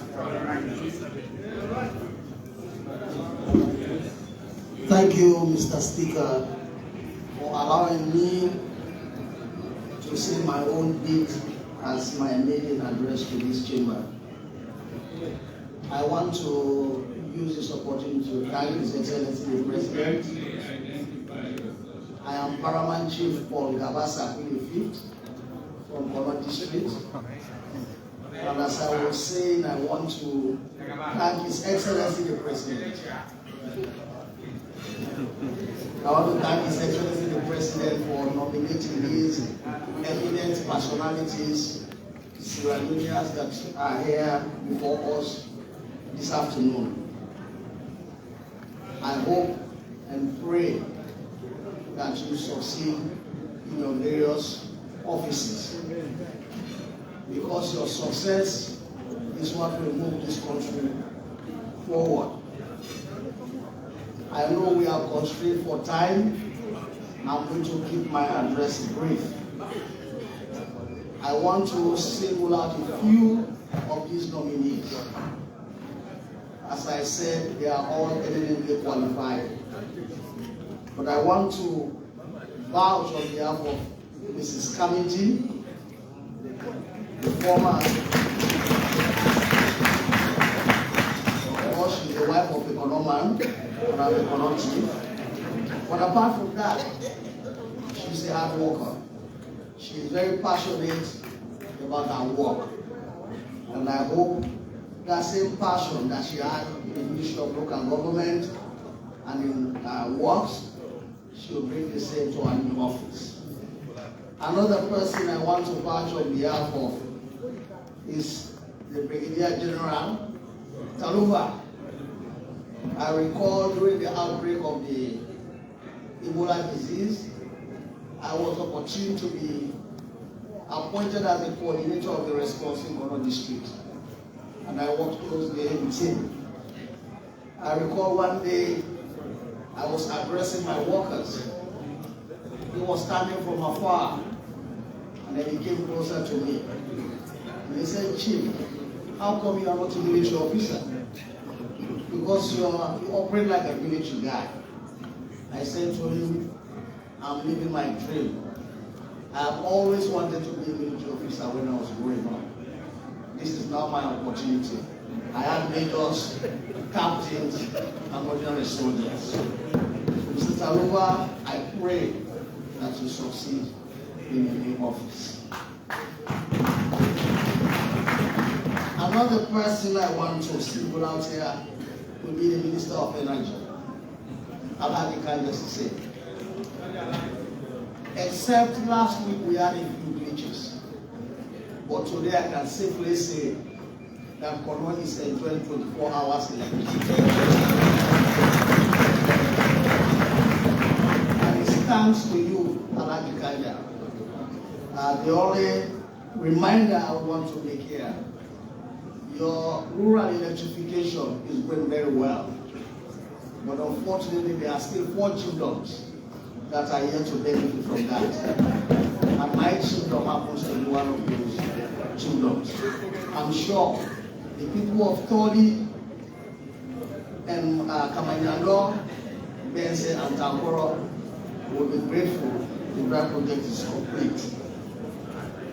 One thing we don't have to kid ourselves about, Mr. Speaker, honorable members, is that this country is polarized at the moment. It is unfortunate, but that is the case. Divided. We need this parliament and eminent Sierraleoneans to do whatever it may take to bring us together as a nation. And therefore, when a chief like me is able to identify a Sierra Leonean that fits that mold, I can't help but recognizing this effort. That brings me to a minister designate of Foreign Affairs and International Cooperation.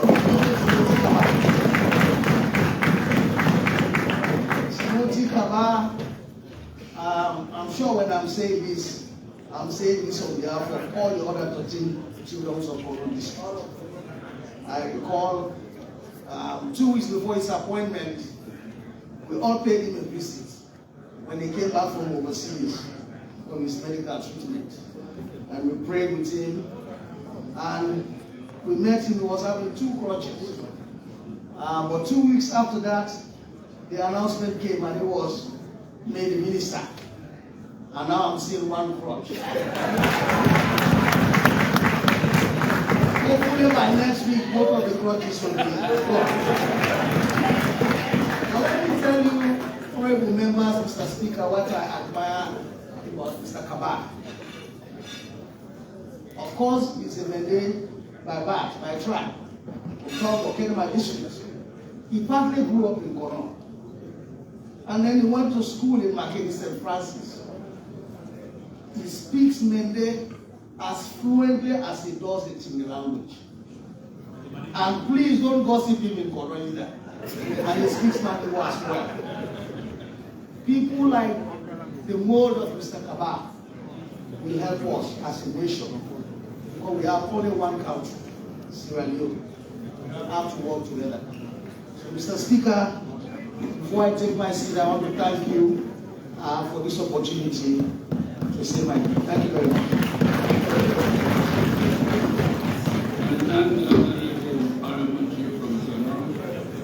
For his contribution to the debate. Let me divert the session now and recognize some of the first timers. Yes, the gentleman in front, you. And then after you, I will recognize the lady directly behind.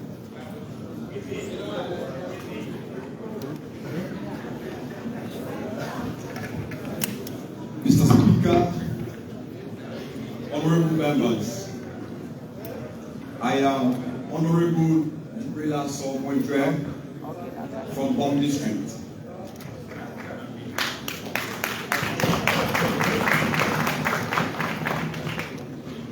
Our task this afternoon is solemn, and therefore we must treat it with every seriousness. When I look at the document that was carefully read and presented by the leader, I confirm once again that it's a clear justification that we are upholding our legacy as SLPP, that we do not put square pegs in round holes, as our brothers from the other side do.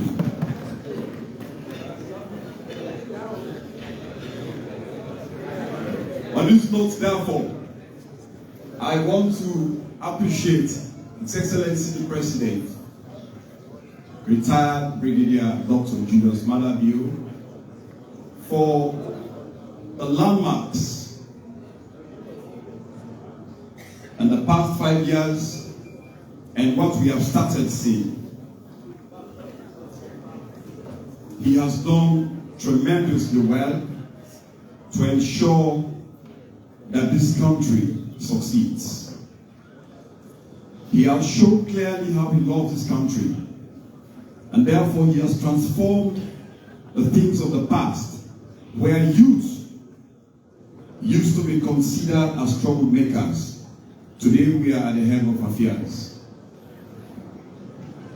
And I expect my colleague youth to always remember that in dispensing the functions entrusted in our hands.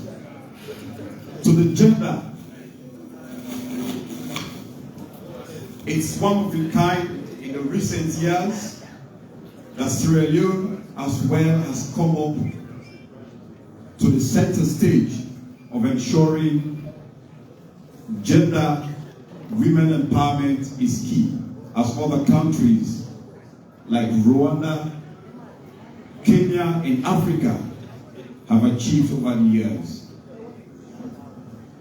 The nomination of our brothers and sisters, uncles, when you see their faces, you realize that we are on a better footing for the next 5 years. And for His Excellency to have carefully chosen these young, energetic, and carefully educated men and women, there's a clear justification that he has closely observed them, he has identified them among many of them in the party. Some will say grassroots, some will say the diaspora, but that was not really carefully considered. But he was looking at a position where we can have people who can deliver to take this country to where we want to see it. And therefore, to you, the nominees, I want to remind you that you have a very big role to play. You have a task to perform. And I entreat you all not to betray that trust His Excellency has bestowed on you. Let us all work in the interest of this country. And thankfully, the the law has given us the platform in the Constitution, Section 93, subsection 3, clearly 2 keywords there to investigate and inquire into the activities of the ministries, departments, and agencies. And therefore, when we are here to ensure that this government succeeds. As we approve you all today, as we urge this House to approve you, we want to assure you that you have to be at your offices professionally to ensure that you roll out your task given to you. On that note, therefore, I want to kindly ask this House to speedily approve your nominations. Thank you so much.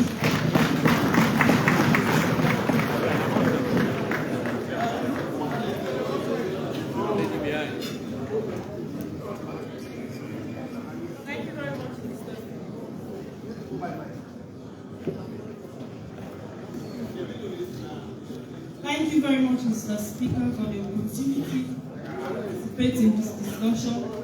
I am Honorable Alice Konya Sandi, representing Kanneh District.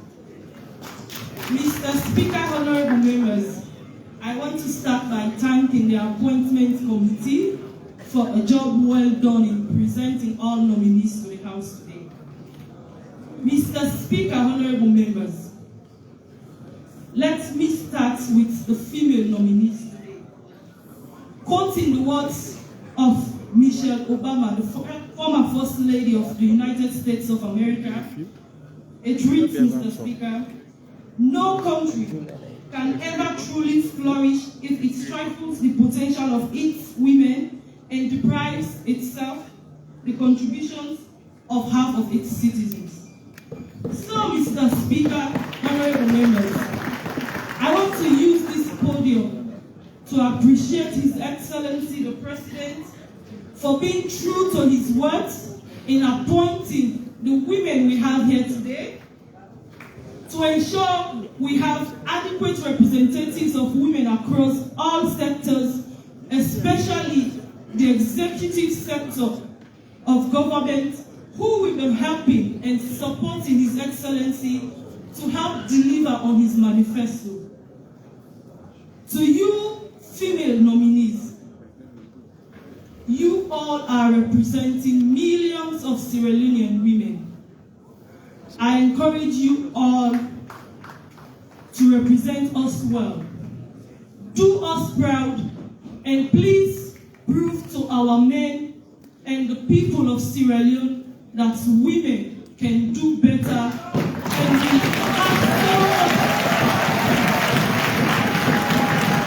we have so much to offer to help build this nation. Next, Mr. Speaker, is my Minister of Foreign Affairs, Mr. Timothy Kaba. He is a representative of my district. Mr. Speaker, honorable members, the appointment of Mr. Timothy Kaba is a testament of his hard work, diligence, and commitment to public service. It is therefore not a surprise that he was appointed by His Excellency as the Minister of Foreign Affairs designate. Mr. Speaker, honorable members, his appointment is also a testament of the trust His Excellency the President has bestowed on the youth of this nation, and also his determination to empower the youth of this country. Finally, Mr. Speaker, honorable members, to all other appointees, I believe His Excellency in his wisdom did the right thing to appoint you all. I also believe you all possess the requisite qualifications. As it is said, that success is not how high you have climbed, but how you make a positive difference to the world. Ending on this note, I encourage all appointees to work in the interest of Sierra Leone. Thank you.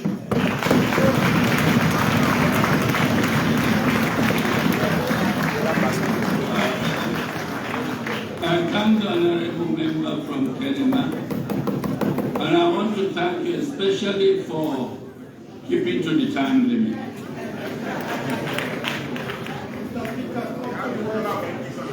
Let me exhaust my left hand.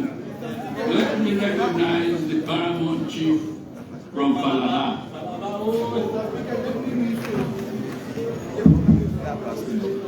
But before he says anything, I want to recognize the following personalities.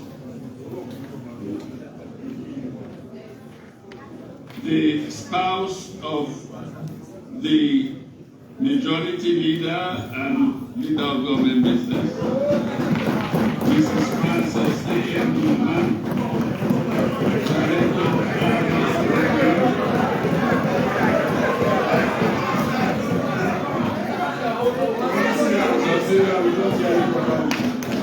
Your voice is really down. We want to hear something very loud. I've been asked to repeat. The distinguished wife of the leader of government business, the best half of our leader, Mrs. Frances Newman,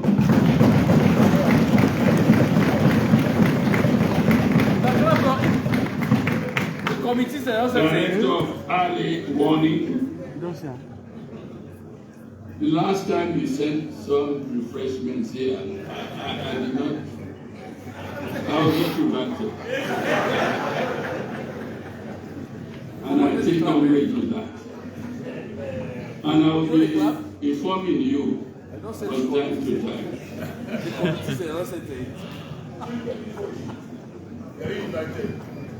I also want to recognize Mrs. Hawa Bondwuri, the wife of Ambassador Bondwuri. The Honorable Ali Badara Munu, former APC Member of Parliament from Gambia. Here. Thank you. Yes, Paramount Chief, you have the floor. Mr. Speaker, Honorable Member of Parliament, my name is PC Dr. Sheku Terna Tongos Nayakunguruba Fagona Marabito.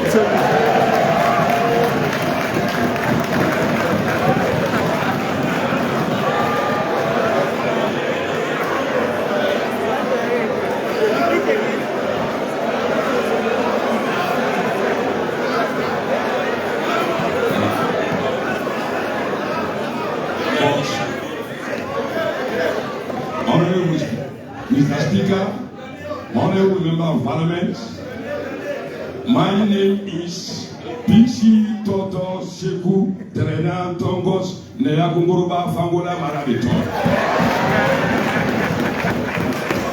Better known as PC Tongos in a nutshell. I hope you will mind your alias when we use it. The last one. PC Tongos. Honorable members, take note. The Honorable PC Tongos in a nutshell. Thank you very much, Mr. Speaker. On behalf of my colleague, PCMP, I'm all the way from Falaba, the most deprived district in the world, in fact. Then I came also from the most deprived chiefdoms, the chiefdom headquarters are Kubola. No, Kubola, not the world. Right? I'm not here to praise or to congratulate any nominees until the road from Kabbalah to Kubola is tarred. Yeah. We have been congratulating them for quite a long time. for getting Kurumona, Kabala Kurumona Road is abandoned totally. Then also from late Tia Kabal time to the former president Adesbai Boroma and the 5 years reign of Dr. Julius Marabio, right, is far better than all the leaders. Once more, we were promised that they will construct a standard house for all the PCMPs in their respective children headquarters. Right? But now I'm pleading to this honorable house. We want 13 rooms to be constructed in the children in the district headquarters town in Mr. Point of order. Mr. Speaker, Mr. Speaker, I know it's a new MP, one of the parliament. I have very respect for you. When I stand to speak, please, you can sit, sir. Yes. I just want my colleague paramount chief to only respect, sir. You speak to the subject matter. The subject matter here, in fact, we don't have a minister of works yet with us. He will come very soon. These are the nominees for presidential approval. I want you to keep your peace. And you have the solid bite when they are here. Just a preamble. So I know you are giving us a preamble. We want you to talk something about these nominees. When we have the Minister of Works, I will inform you. Maybe you can make your case, we are missing you. You also said about construction. All of these can be discussed in other subject matter. For the sake of time, talk about them because we want to hear the voice of the paramount chief. So I just propose of order, Mr. Speaker, with your attention, and let our paramount chief speak to the subject matter. Thank you. Thank you very much, leader. Congratulations to all the nominees. Thank you.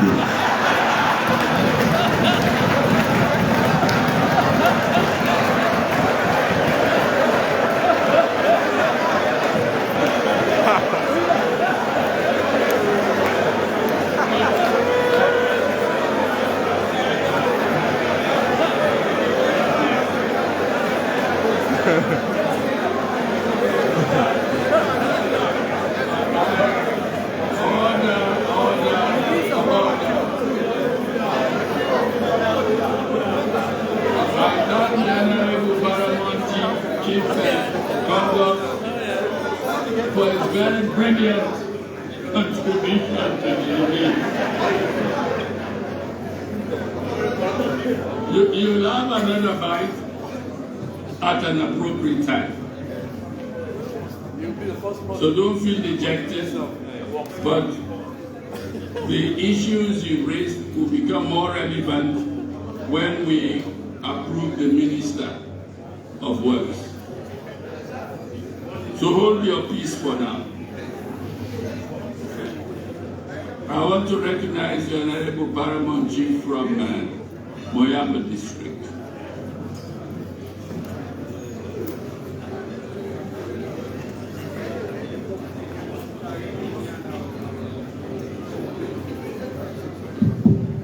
Thank you very much, Mr. Speaker. Mr. Speaker, honorable members, I want to start by thanking the committee members for going through all the documents of the nominees and we brought them here today for our approval. I thank them very much for it. Having said that, I think most of the speakers admonished the nominees. They have said good things about them and warned them as to how they have to relate with the MPs here and the general public, so that when you succeed in your office, the government succeeds and the president succeeds in his work. So with that, one thing that I want to remind you about is that the offices you are going to occupy now many people are in those offices. You have a host of your compatriots outside wanting to go to those offices.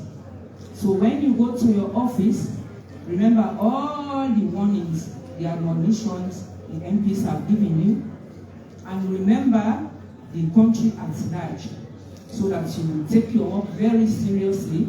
Remember, the MPs have said they will be visiting your offices to see how your work is going on. Because actually, if you don't perform well, the MPs also have to be blamed, because it's our responsibility to be checking and seeing what is happening in the offices. So not just leave that with you. You have to be checking to see that the right things are done. With that, I don't speak too long, because there are lots of other people that want to talk, and many people have said it's just going over and over. So with that said, I wish you every success in your office, and I encourage my colleagues to speedily approve you so that you have your work started. I thank you so much. I thank the Honorable Parliament Chief. Let me recognize the Paramount Chief next to her.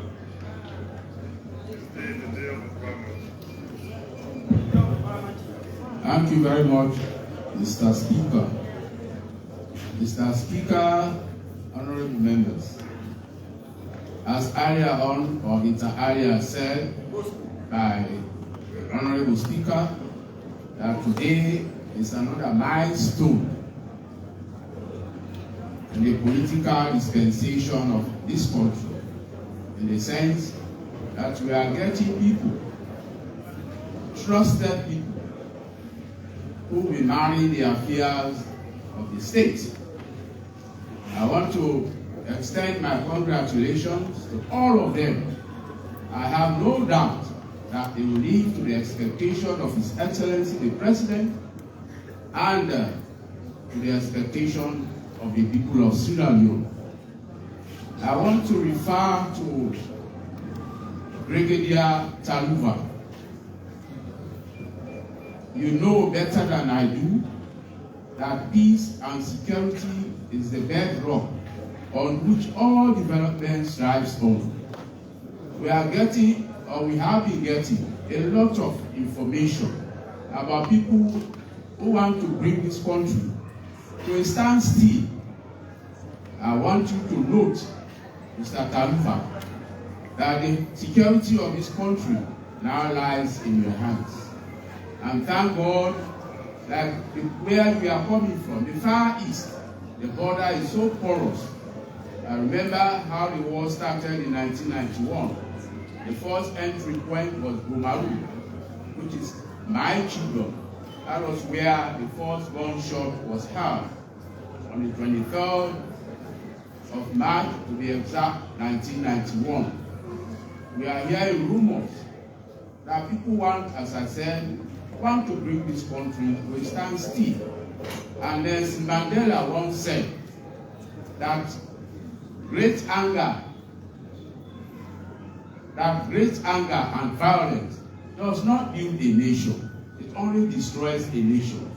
And therefore, the position you have been given as an old or retired army officer, I know that you can excel. But please,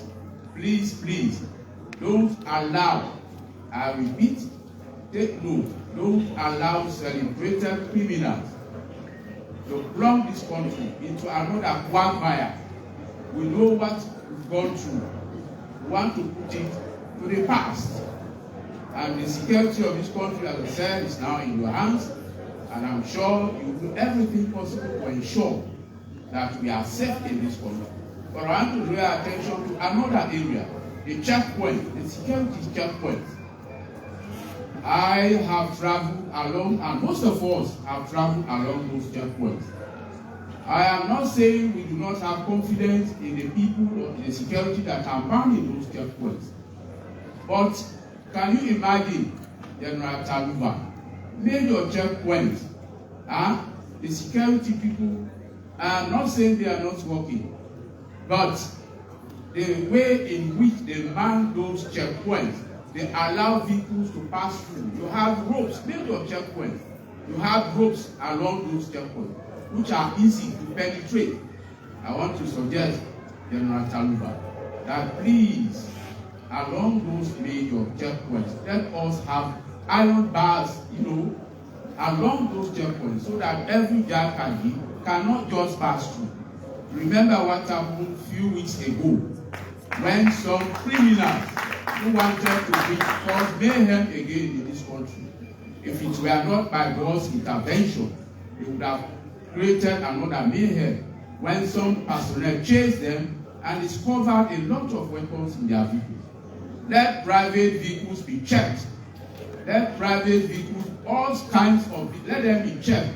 For many a time when vehicles are passing, they just pass through without being checked. Even if you are a minister, you cannot trust anybody.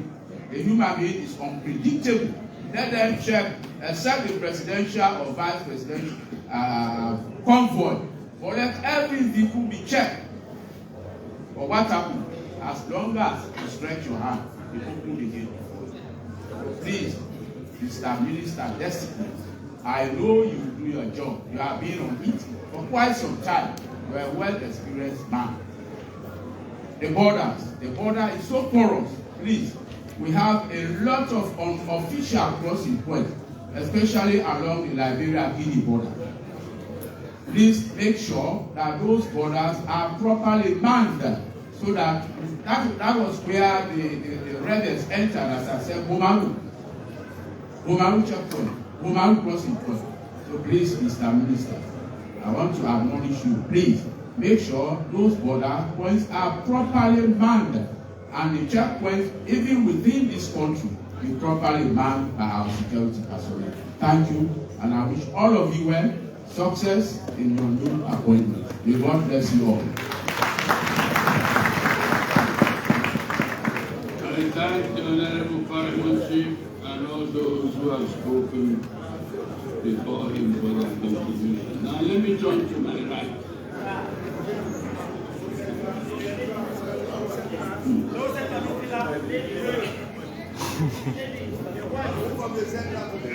I frankly don't know where to start.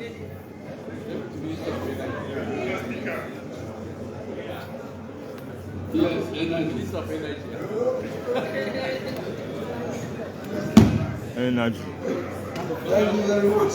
Let me allay your concerns and fears. There is not a chance in the world, not a chance in hell, that I will complete all of it. Not a chance in the world. So please, begin to negotiate. Thank you very much, Mr. Speaker. Well, Mr. Speaker, I wonder why you are giving me a new name.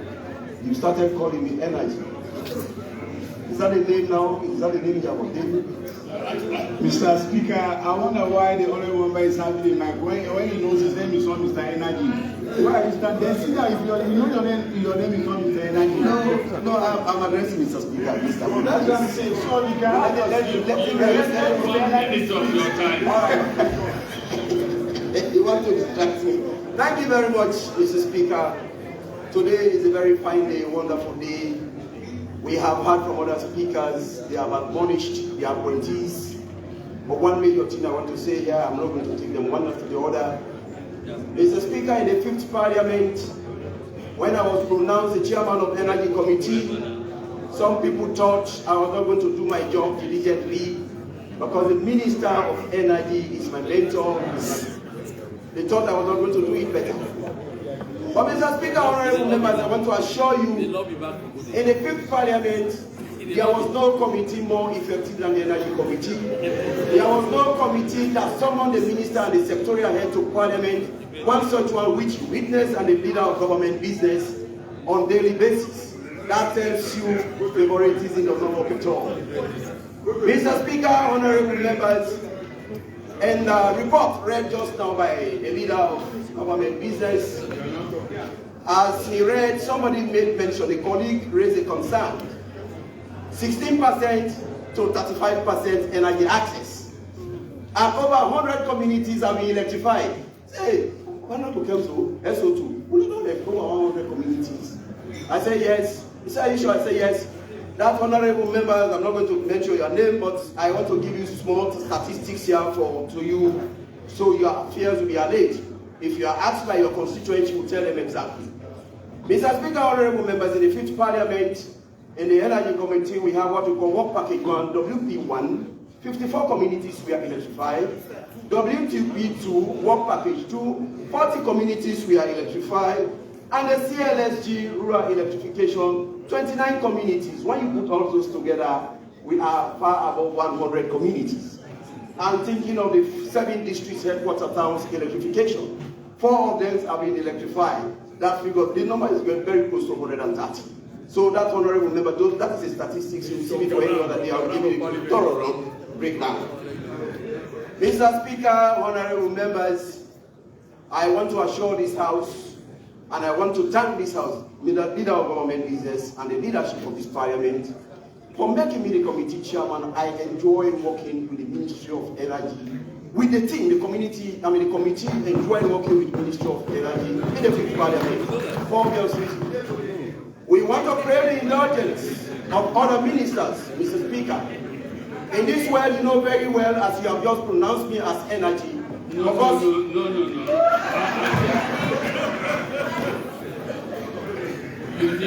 You need another area so that you will diversify. Mr. Speaker, you know I am versatile. Anywhere you send me, I will excel. The only thing I would also want to admonish the minister to operate an open door policy like the Minister of Energy and Highly can just say. So the committee will be well grounded on that sector. That is more the reason at any time, even if you have any committee member from his number or as number, you ask that individual to tell you about the energy thing in Sierra Leone, they will be at liberty to tell you from A to Z, Mr. Speaker. But we'll leave that when we come to presidential address. So I guess all the achievements will be embedded in the presidential address. Then I will opine on that more. Mr. Speaker, honorable members, I just want to come a little to the finance minister. We heard from my seniors. This is one of the humble ministers we have had in the 5th Parliament. They have worked diligently in this house. We love him, Mr. Speaker. There is no way we are going to keep that aside. We want other ministers to emulate those styles so they too will be loved by this honorable house. Mr. Speaker, honorable members, it has a challenge. We have a challenge economy. The president is the head of this country, but the minister of finance is the heart of the country.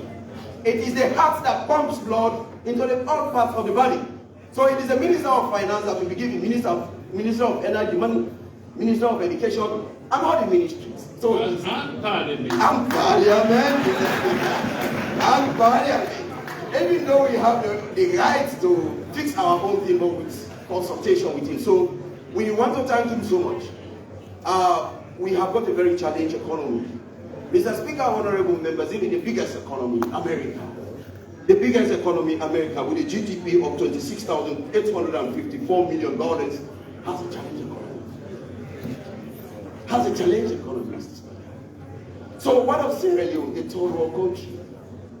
But we want to encourage all sectorial heads, all ministry departments and agencies to work closely with the Minister of Finance so his job will not be very difficult for him.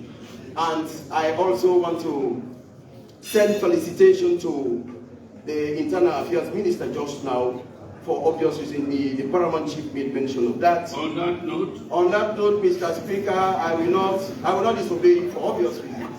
Because maybe you want to give me an automatic transfer. Maybe if I obey you, that's automatic transfer.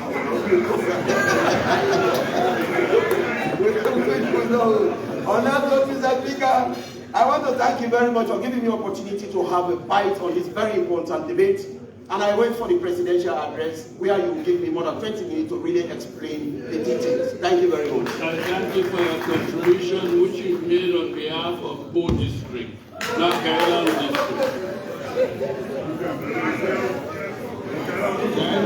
Kailahun, you have the floor. Mr. Speaker, honorable members,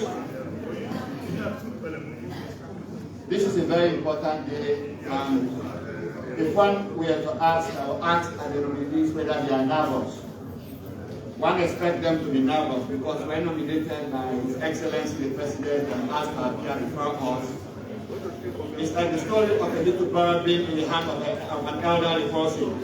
If we let you loose, you fly. If we squeeze you, you die. But we here, we do our job. And when we are doing this job, we do our job and admonish you that among 7 million people, you've been very lucky to be chosen to serve. Every Sierra Leonean, I will tell you, wants to be a minister. Every Sierra Leonean really wants to be a minister. For me, I take the job of being a minister very serious because you're asked to serve. You are like a public servant or a civil servant. And when you're serving, you have to ensure that you have an open door policy.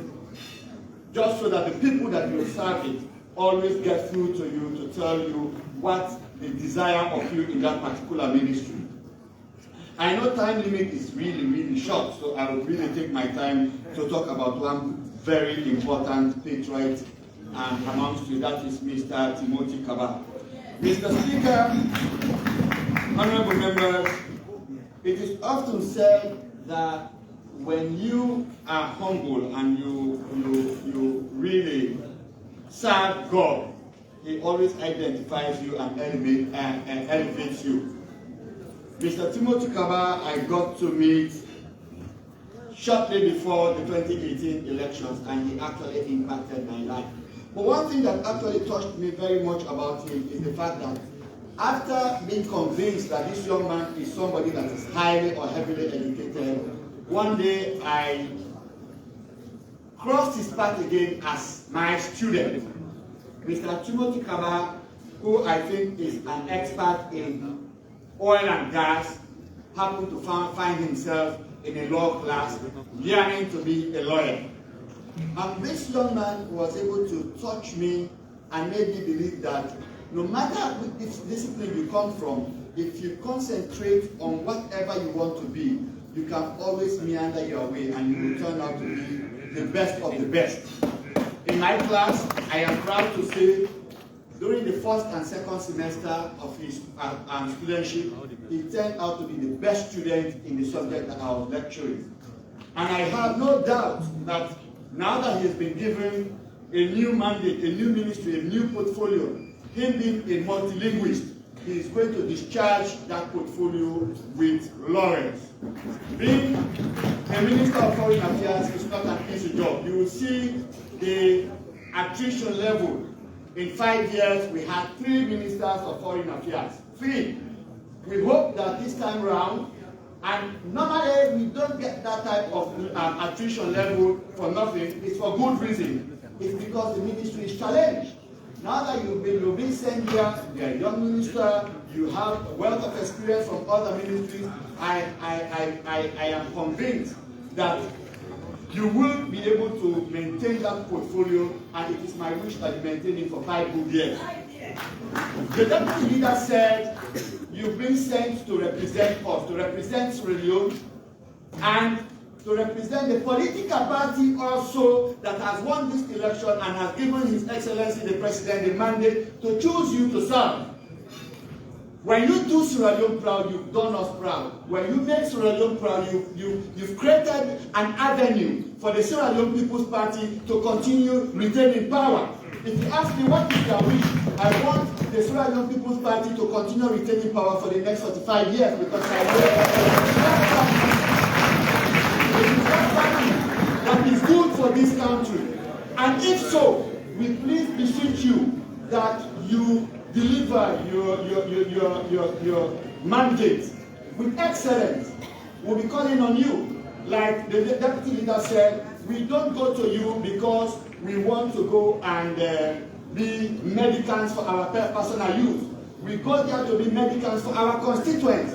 Because in the area that I really come from, honestly speaking, the people look at me as the Chief Minister, the Minister of Health, the Minister of Finance, the Minister of Economic Development, and everything. So if we don't go to you to actually tell you what they need, what they say, we are the boss by the wayside that gets to hear what they say when they are going to their farm. You wouldn't get to know their needs. And you are the ones with the constitutional power to actually deliver those things that they want. So we actually beseech you that when you go there, please hearken to us, hearken to all the people that will be coming to you to actually let you get to know what their problems are.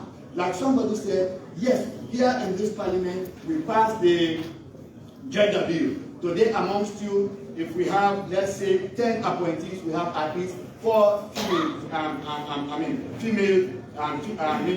minister designate. I have no doubt that you ladies are going to deliver. Mr. Speaker, please permit me to zoom on the minister designate, Madam Duba. I have no doubt that when you go there, you will deliver. You have proven yourself in this world, not once, not twice, not thrice. Anytime you had the opportunity to present bills here, you performed with excellence. And we say, anybody that stands before us in this world and actually delivers with that level of excellence, honestly speaking, you will deliver in your office. So the Minister of Health, you have done it, and we believe you will do it again. We have health challenges all over. Any member of parliament you ask here, if he goes to his constituency, the people say, we want hospital. On that note, we visit all of you, for those of you that have not been able to talk to, Gio Abdullahi, I met you during the 2018 election, you're a man of excellence. I believe that you will definitely do us proud as a young man. Thank you, Mr.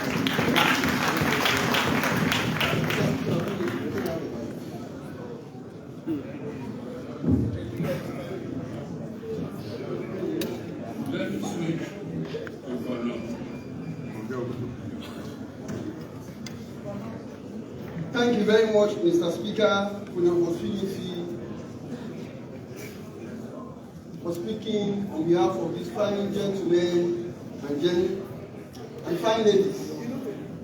Mr. Speaker, in concurrence with Section 61 of the 1991 Constitution, with your lead, which did say the President has the power to create offices as well as to terminate.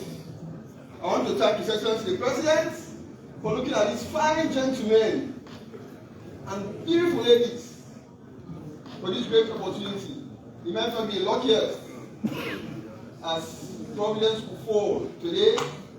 You've been designated for this position. And I have no inkling of doubt that you are going to perform to the expectation of sierraleoneans. His Excellency the President has set the stage in the 5 big chambers, and if you want to Pillar 4 to be specific, look at Pillar 4 in the 5 big chambers. It is a dream of His Excellency to bring professionalism in the public sector. Professionalism in the public sector. If you face the PS, I want to see, as well as many sierraleoneans want to see, public servants competing with staff in the INGO and NGOs. They work with time, responsible people, with market cluster. For results, that's the dream of His Excellency. Take note of Pillar 4. That is very, very important. Mr. Speaker, honorable members, if I actually attempt to elucidate on the resume of all of them, it will be very, very difficult. And therefore, along the line, some of you have to forgive me if I breach your protocol. You really, really have to forgive me. One thing I am convinced of, and I'm inclined to believe, you are all eminently qualified. With the thorough scrutiny that you went through, or the board surgery that you went through in the House of the Committee on Appointments, we are actually impressed by the responses we got from these fine nominees. Mr. Speaker, honorable members, at the time the world is challenged with emerging geopolitical tensions, His Excellency the President has seen good in a man called Timothy Musakaba, who is multilingually fitted. He speaks the Russian language frankly. He speaks the French frankly. The English language frankly. Mr. Speaker, this is the time His Excellency the President. I'm specifically picking on it because just a few months ago, myself and him were working very closely as the actual Minister of Mines and Minerals Resources in this country. That is the time the President has picked this man. The changes he made as legacies in the mineral sector are still glaring. First in history, mining communities are enjoying 1%. Before this time it was 0.001. First in history, Sierraleoneans are getting 10% free tariff. First in history, mining district, even though typically primary host communities don't benefit from mining, but they'll benefit 3% of our royalties. You can imagine, first in history, they made pass-through for women and children living in mining communities. Mr. Speaker, this man is negotiation skill and now. The rail and port are prepared for local would have been stripped into the hands of unpatriotic Sierraleoneans. He negotiated that. If I tell you what the present government gets as royalty, you're surprised. The actual government of EBK. Authoritatively from the audit report, those monies are not accounted for. Today, they have made gains. So higher, have no inkling of doubt that he will do us well. By the time he takes the stage of foreign minister with his multilingual skills. Mr. Speaker, honorable members, I will put my Zoom to the Minister of Finance. 6 years ago, the government of Sierra Leone loaned from private banks to pay salaries. The policy of this man, his skills in managing our resources. Today, even before the 30th, at the click of a button, MPs know the language. That is a man, the judiciary managing our economy with proper policy. Many people are claiming him to be carrying as citizens, but I will tell you also his childhood, he got it, his childhood education and growth from Koindu Street. Proud ISL students, young members to come to school. That is the man. Mr. Speaker, honorable members. Not on that note, I'm not even started, Mr. Speaker. I'm not even started, Mr. Speaker. Mr. Speaker, the energy minister must also commend him highly. 1969 to 72, the people of Koindu were deprived from 24-hour lights. A project that supposed to have been Bikongo was diverted to Bumbuna. Even though the naturalness of Bikongo was so rich, it was diverted. This man, energy minister, the people of Koindu are today enjoying 24 hours lights. And the children can stay like that. Tell the man, we thank you so dearly, energy minister. Mr. Speaker, honorable members, the Minister of Gender, I beg your pardon, the Minister of Social Welfare, in the absence of our boss, she piloted the Local Government Act, and that's the whole legacy, with ease and strength in civil society interaction. Many games today, mayors are running, we are running mates. That's a legacy. Today, the rural battle that used to be between paramount chiefs and councils, she has separated with huge percentage, one having, another having. That woman, she's now having a portfolio of social welfare. Go and make us proud of Omushi.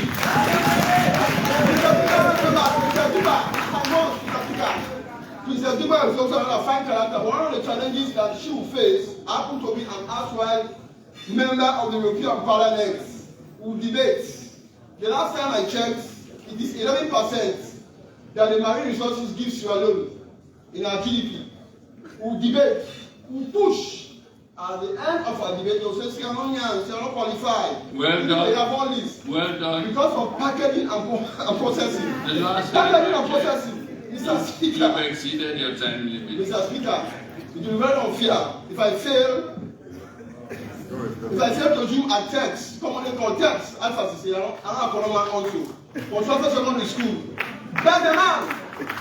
The skills in bringing down money for the councils under the DSDP project, I want to believe that he go along with that same skill to make trade easy. Mr. Speaker, you want me to be arrested? The supervisor is here. The minister designates water resources. Strong woman, gallant woman. She will not only push the solar power borehole for rural communities, but Koindu is looking for $20 million for us to have water. Mr. Speaker, let me conclude or summarize the dictator. Many years ago, in 1992, a Boy Scout by then, I yearned to join the military. That was the man. The people of Orma and the people of Sandal will continue to clap for him. Lieutenant Taluba on the Secretariat of Bomo Street. Discipline man. I came for the military job. Young teenager. Age 12, 13. So I'm telling you here. After getting my head shaved, prepared to join the military. With a slap. So go home, you're too small. That's the man, Taluba. See, you're too young. Go to school. You're not fit for military job. Today is manning this office. Mr. Speaker, I will summarize. I know I want to disrupt you. Summarize again. Go with this message. Go with this message.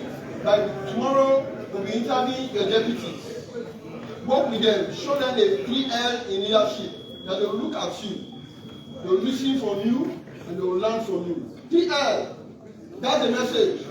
Work with your deputy so that you have socio-economic productivity in this station. Mr. Speaker, as I summarize, go also and read from Raphael Buedu. Raphael Emerson is an American essayist and politician. He did say nothing great was ever achieved without enthusiasm. It's a bisyllabic word. Enthusiasm with God, enthused with God, enthusiasm with oneself. With God on your side, you definitely deliver on the agenda of President Mano. Thank you very much.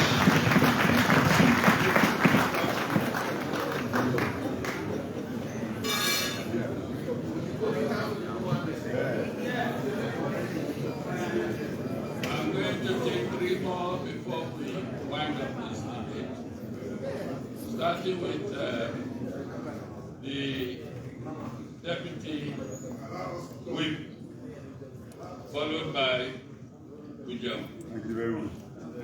Let me ponder over the last. We have to decide. We have to decide. Okay. Thank you very much, Mr. Speaker. Mr. Speaker, honorable members, I must say thanks to His Excellency for giving us these fine gentlemen and women, energetic, hardworking, experienced people. And I must say thanks, special thanks to this House, and especially to Mr. Speaker, for passing the Guinea bill. I know if someone has done a good job, you continue to say thanks, thanks, thanks forever. And I will not get tired to say thanks to this House for passing the Guinea bill. This is the reason why we are seeing so many women here and so many women again in Parliament.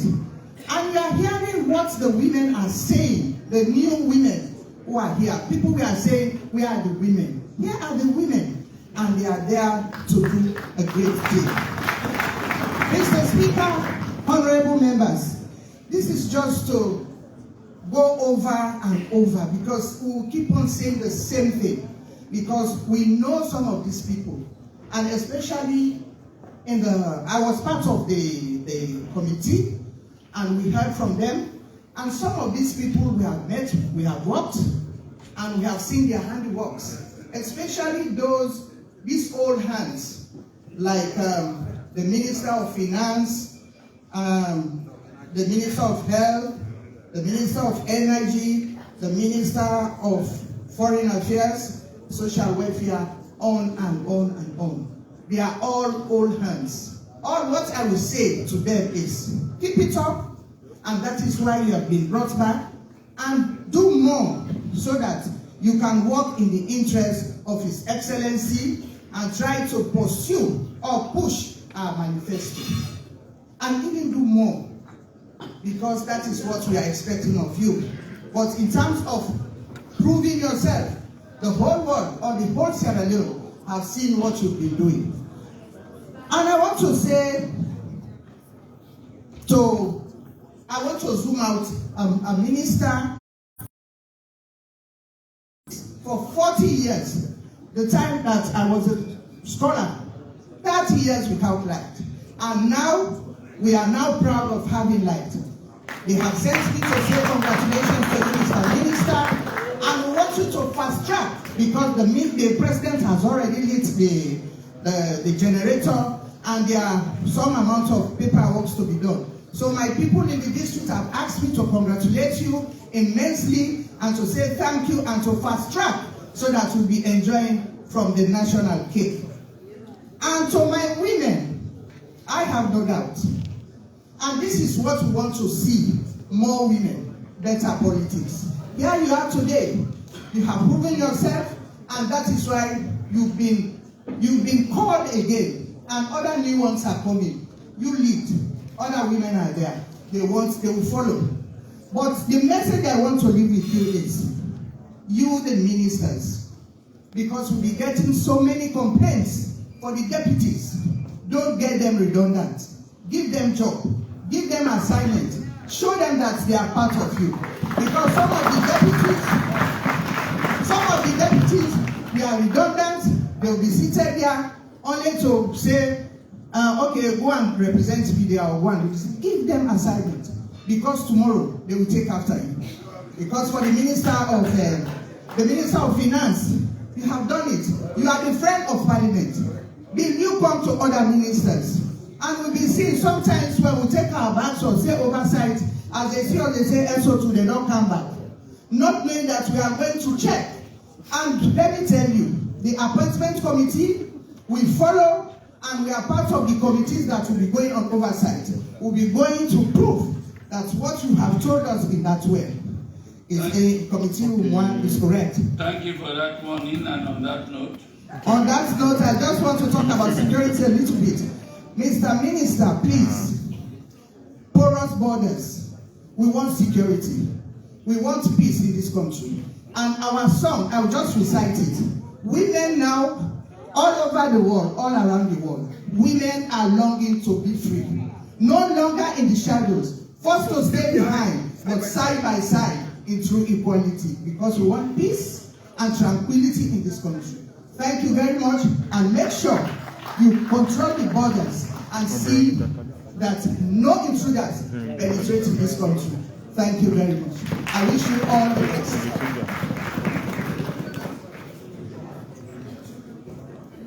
Thank you, Mr. Speaker.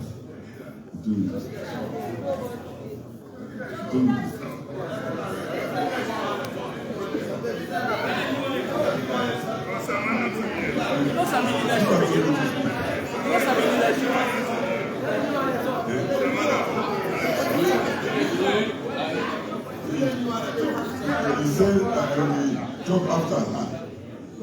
I did say so. It's another time I have not seen you wanting to catch my eye. So for you, it's an afterthought. Surely. I'm not a member of I'll recognize you after, because you rose today. Thank you, Mr. Speaker. Mr. Speaker, by this time yesterday I was in Accra. It was my prayer to be here this morning to tell this House about one of the appointees. Mr. Speaker, that appointee is the proposed Minister of Trade. He's not my friend, he's my brother. We grew up together, lying on the same bed, in one of the best schools in this country, Mr. Speaker. Don't name it, I know. I want to be modest, I would say one of the best schools. I want to be immodest, I would say the best school in this country, Mr. Speaker. That person is Mr. State, the proposed Minister of Trade and Industry. I'm happy that Mr. President has made a good choice. I know Mr. Steve very well. I know he is a very good minister. Mr. Speaker, I want to congratulate the old ministers like Honorable Kanja Sise, my chairman, my SFP chairman, regional chairman. Mr. Speaker, when we are young, growing up in Bo, when there was light, it was a surprise. But now when there is blackout, it's a surprise. We only had light when we had a presidential visit. Now light, the city is commonplace. He has done very well, and I know he will do more. Mr. Speaker is seated by the Minister of Finance. They have survived, and they must be very strong people. I will urge you to share your experiences with the new ministers. Then I want to say this. People say the government has given 30% to women. That is an understatement, Mr. Speaker. It is minimum 30%. It means it can be up to 70%.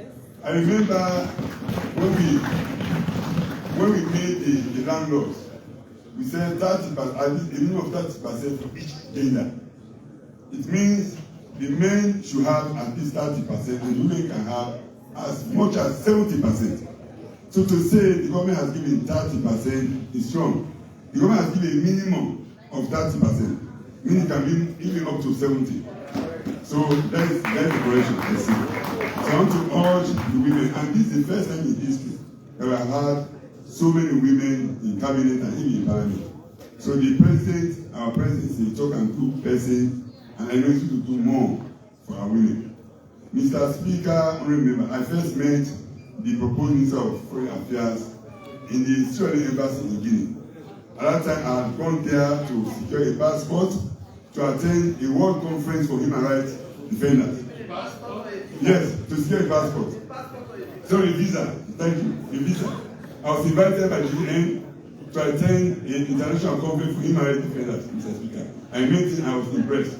Mr. Timothy Kaba is a likable person. I understand. So I'm happy that he's among this team. Mr. President has made no mistake, Mr. Speaker. And I want to urge ministers, we have to work together as a team. Sometimes we are embarrassed as MPs when you are asked about certain projects or certain meetings taking place in your district or your constituency and you have no knowledge. So I want to urge the minister, please get us involved. We are stakeholders. When you invite stakeholders and you don't invite the MPs, I need to wonder who are the stakeholders. Please let us work together. We are always in our constituencies. We can even oversee your project. We can give reports. We can tell you information that will be critical for the proper functioning of your ministries. Mr. Speaker, at this point, I want to urge the ministers. We have to work very hard. The fight for 2028 starts now. We want to win the 2028 elections and more elections after that. We have to make sure we bring change. Now, it's not business as usual. We've had so many appointments. We want people that can bring change. And I think you have the opportunity to do that. You do not have to wait for an excellent condition. Do with what you have. Thank you very much. I want to congratulate you in advance, and I want to urge this House to approve the nomination of what? The nominees. Thank you very much, Mr. Speaker. Thank you.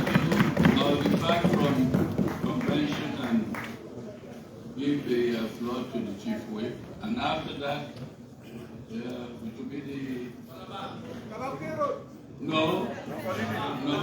I'll give the floor to Bond. Thank you very much, Mr. Speaker, for saving my marriage. Mr. Speaker, members, precisely on the 18th of April 2018, I stood here and said to the nominees that were nominated at that time that those set of appointees were the game changers for them to win us the 2023 elections. And they did. Mr. Speaker, 5 years on, we are here today again to approve some nominees or nominees of His Excellency the President. Mr. Speaker, the big five changers are all sitting here. These are the people that will let us win the 2028 election without runoff, and we keep the APC in permanent opposition.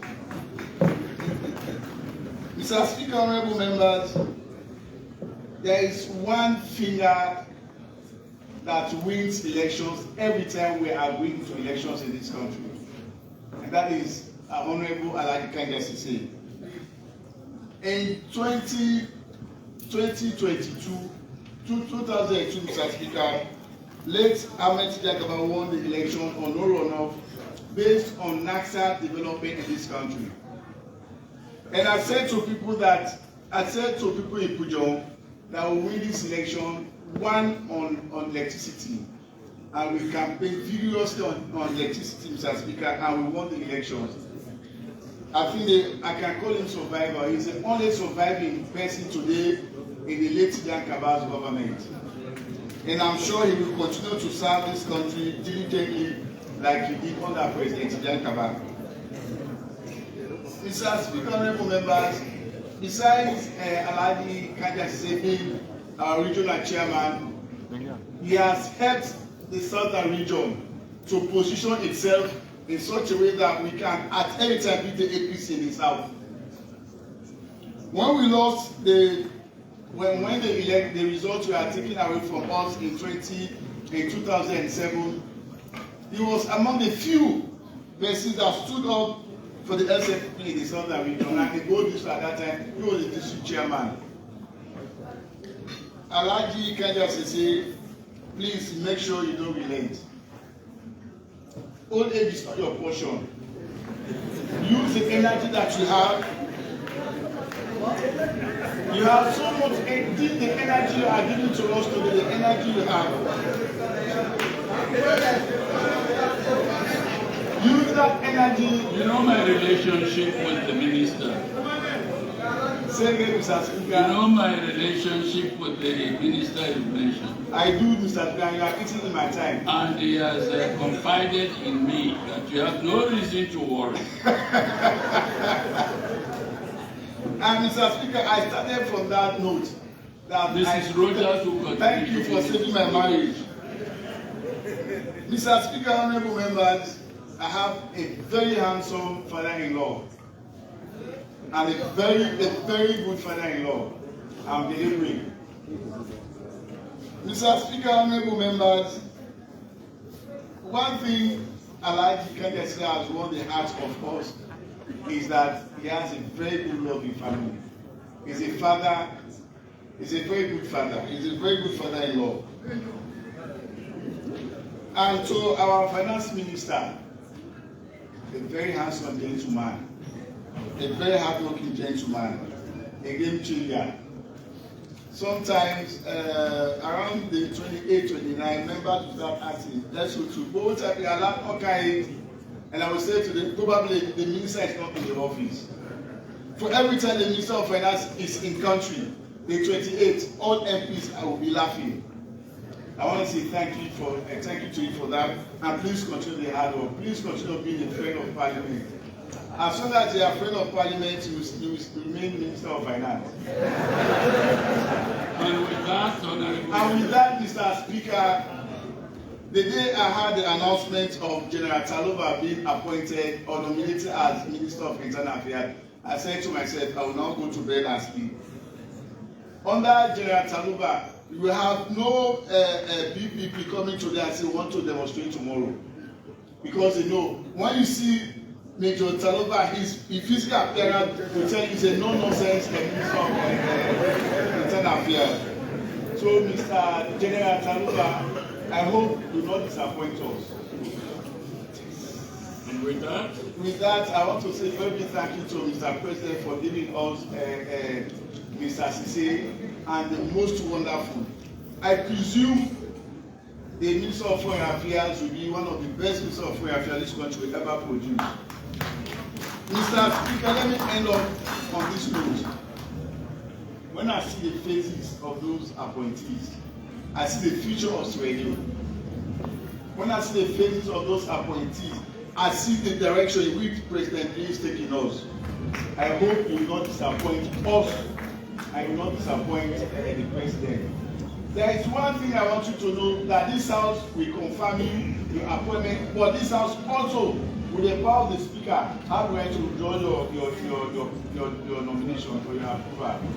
Please make sure you be friends of us. And let me end up from where my colleague from Pujon ended. we suffered in the past regime.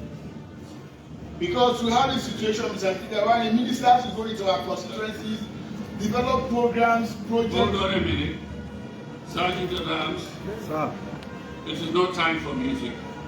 Please stop it. Yes, we have a situation in the past where we have ministers going to our district or our constituency implementing projects without us doing, without us telling us. And we have the authority to do oversight. Please, ministers, I want to urge you or plead with you that whenever you are implementing a project in our district, we are all SLPP MPs here. Please get us involved. Let's apply it if the SLP government are implementing those projects. We have a very obvious situation when to open to commission the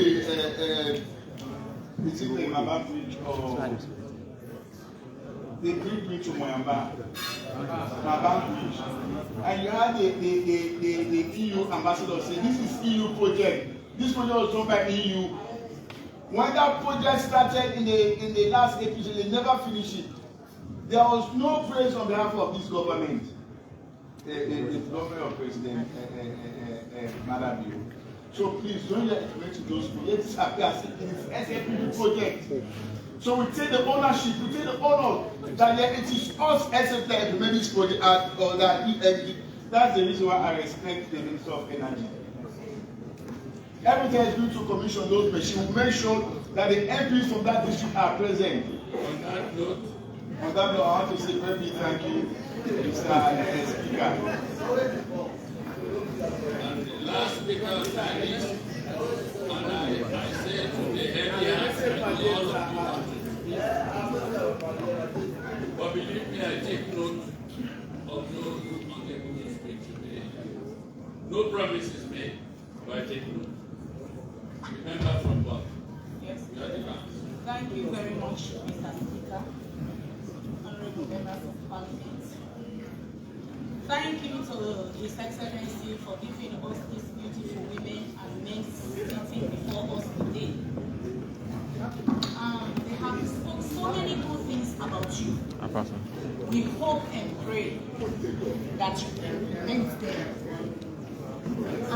What is speaking? Just take a look at the people sitting at the gallery. They are here supporting you, wearing your t-shirts. Please, appointees. They are supporting you because they want you people to give them space. They want you people to give them jobs because they believe in you.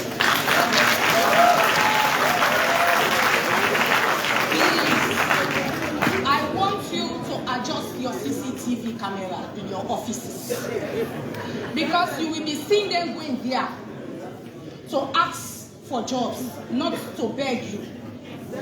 I've been in that situation. That's why I want you people to concentrate on them more.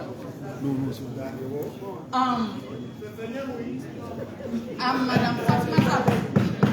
I'm Honorable B to Fatimata Bokari from Bond District. I've been in that situation for 5 good years. I know how frustrating is that. Please, ministers, we are going to approve you today by the grace of God. But please, concentrate on those sitting on the gallery. They are supporting you today. You need them today.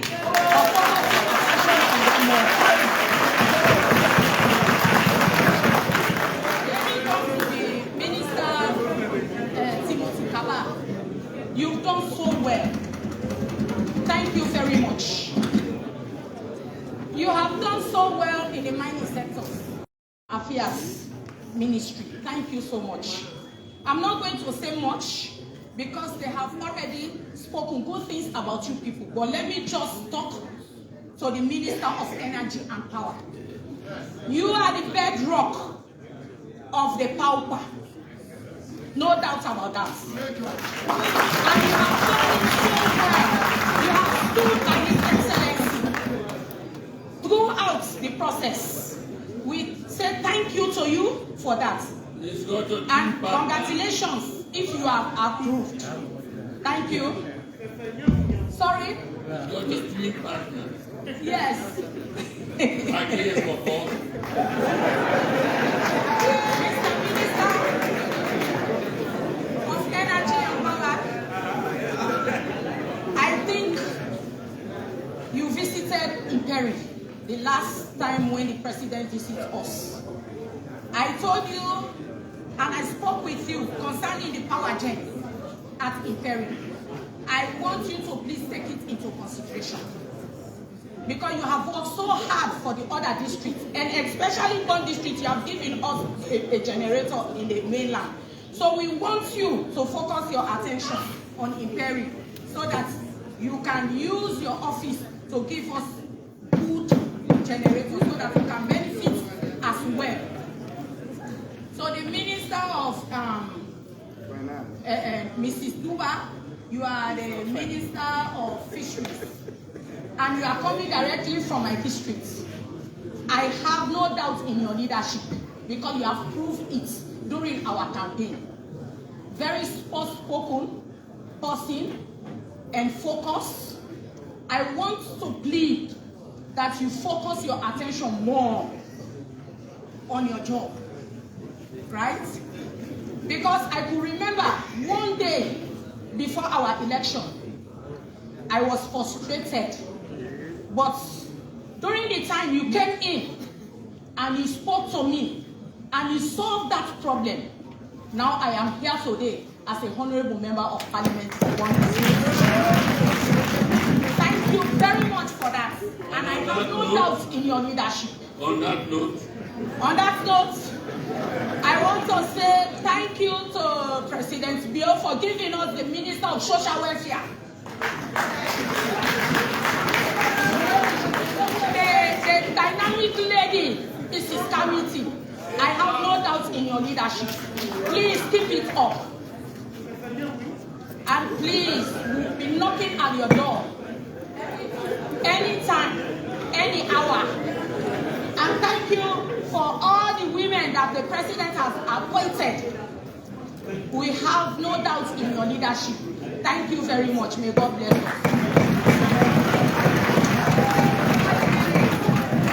thank the honorable lady from Mano.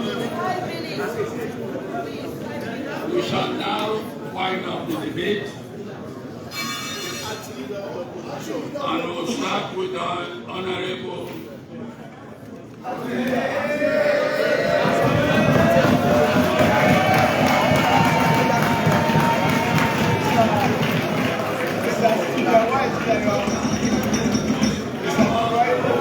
before I give him the floor, let me finally take notice of the presence of Chiefdom Speaker of Nimikoro, Chiefdom Kono District Chief Abdullahi Kumasi. You are most welcome. Go ahead. Mr. Speaker, honorable members, this morning I'm not here for pleasantries. I am here to catalog the problems we are facing in this country and to admonish our new ministers while they go into their offices. But Mr. Speaker and honorable members, let me first of all give you a confession today. When I was called to serve as a member of the committee of appointment, I was told that that committee is a rubber stamp committee. And I believe so. I believe so. Because when you look at the composition of the committee, I am going to be the only voice of the APC there. So, from the outsiders, they said, it's a rubber stamp, so no need to go there. Believe me, Mr. Speaker, when we started this process, we sat for over, I think, 10 or 11 hours, close to 12 hours. Like yesterday, we are there till 9 o'clock at night. I saw committee members grill proposed ministers.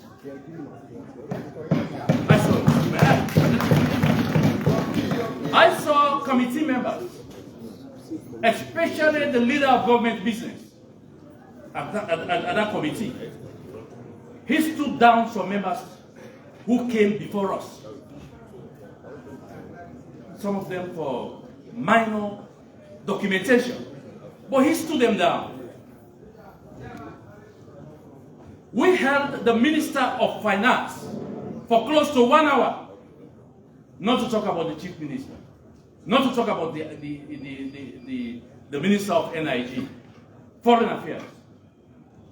So what I want to say, Mr. Speaker, is for people to know that this Parliament had missing the work of this committee. The committee. It is not going to be business as usual at all. It's not going to be.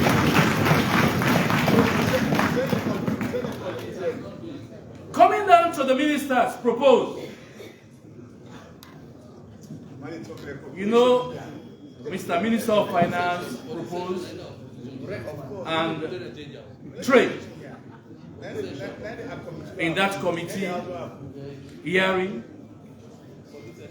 you are faced with numerous challenges, questions from the committee members. The people of this country are facing poverty. Every day and then, they went to bed, woke up, different prices. Different prices. We in this world, as a parliament, we have done our best to pass laws with you, Minister. We see the Finance Act here being amended. We reduce taxes, but yet still, a bag of rice has been sold for over 700,000.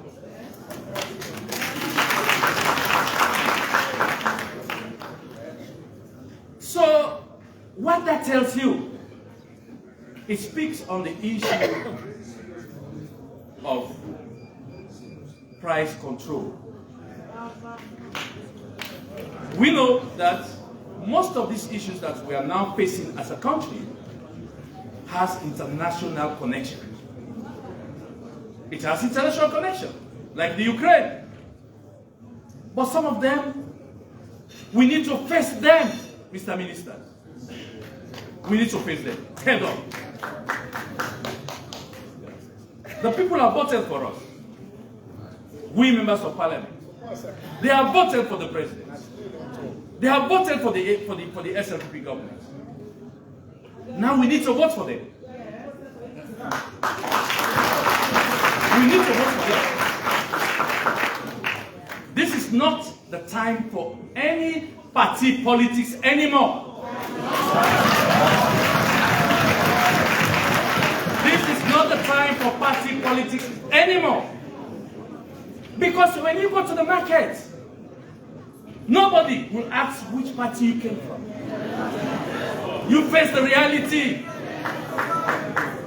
You face the reality. Mr. Minister, we are now, as a country, face security problems. Day in, day out.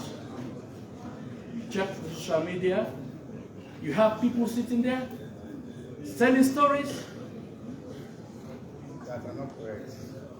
You have journalists or so-called journalists, people who claim to be journalists, they do stories maligning innocent citizens of this country. That is a security threat Mr. Minister of Internal Affairs proposed. It's a security threat. We are now faced where the Sierra Leone police has been blamed, as the deputy leader of government business highlighted some of those problems. What are you going to do? What are you going to do if we approve you in this way? To sanitize the police force, to give them the face that we all want to see as Sierra Leoneans. We know the current Inspector General of Police is doing his best, but the political leadership is what we need now. Hold certain police officers accountable for their actions. Not all of them. You have very good police officers, but a minute are now causing problems. We want to see action be taken in this direction. I am the acting leader.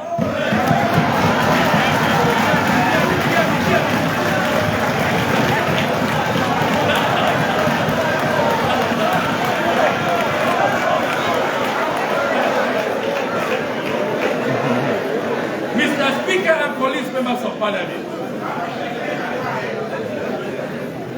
the area of foreign affairs, we want to see our country being marketed internationally.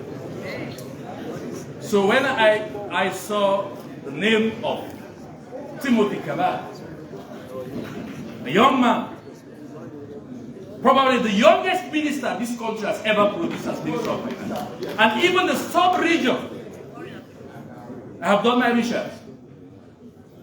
But my research so far has landed me in that direction, that he is the youngest minister in the sub-region.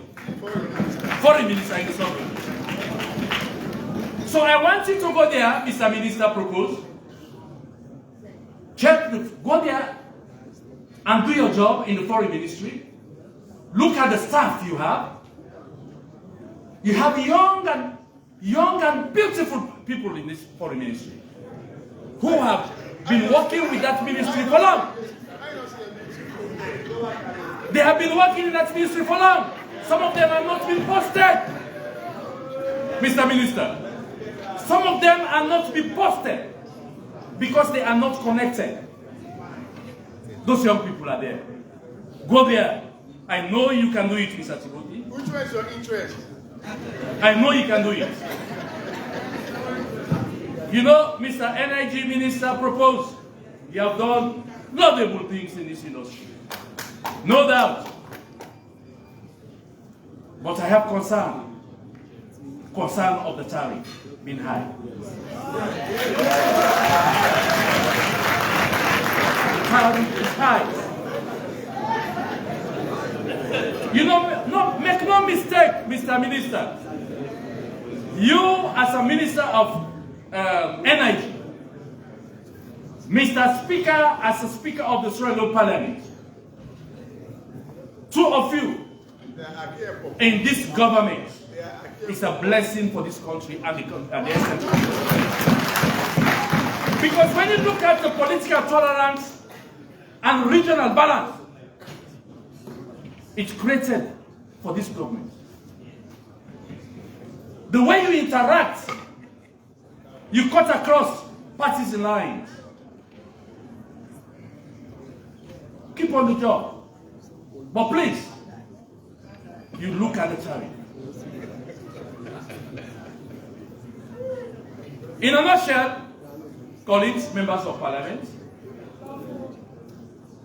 we have a job to do. And I want to particularly appeal to the Speaker to give me 1 minute to react in your statements concerning the APC party. Concerning my colleagues, I'm going to make this appeal to the APC members of Parliament elect.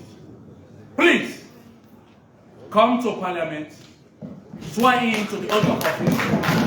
Do your job as a member of parliament.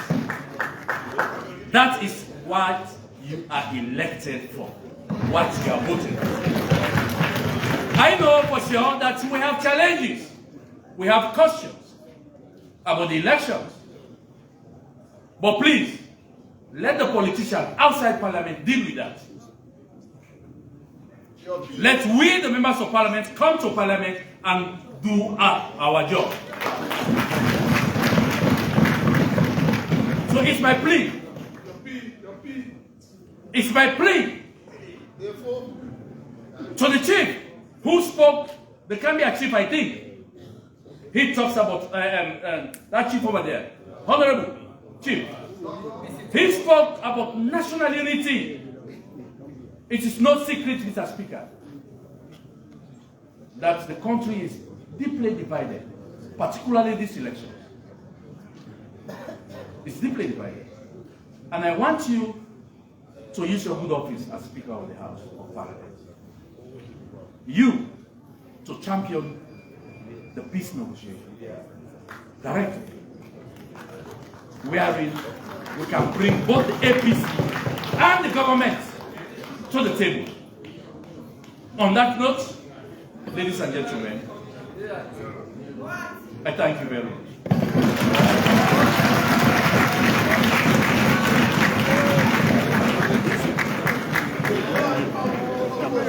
I thank the member for his contribution.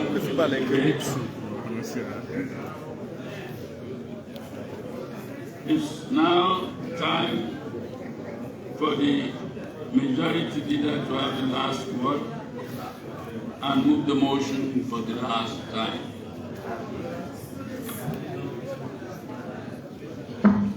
Mr. Speaker, honorable members, there is a friendly atmosphere. I want to thank my colleague on the other side of the house for your great speech that you have delivered in the interest of this nation.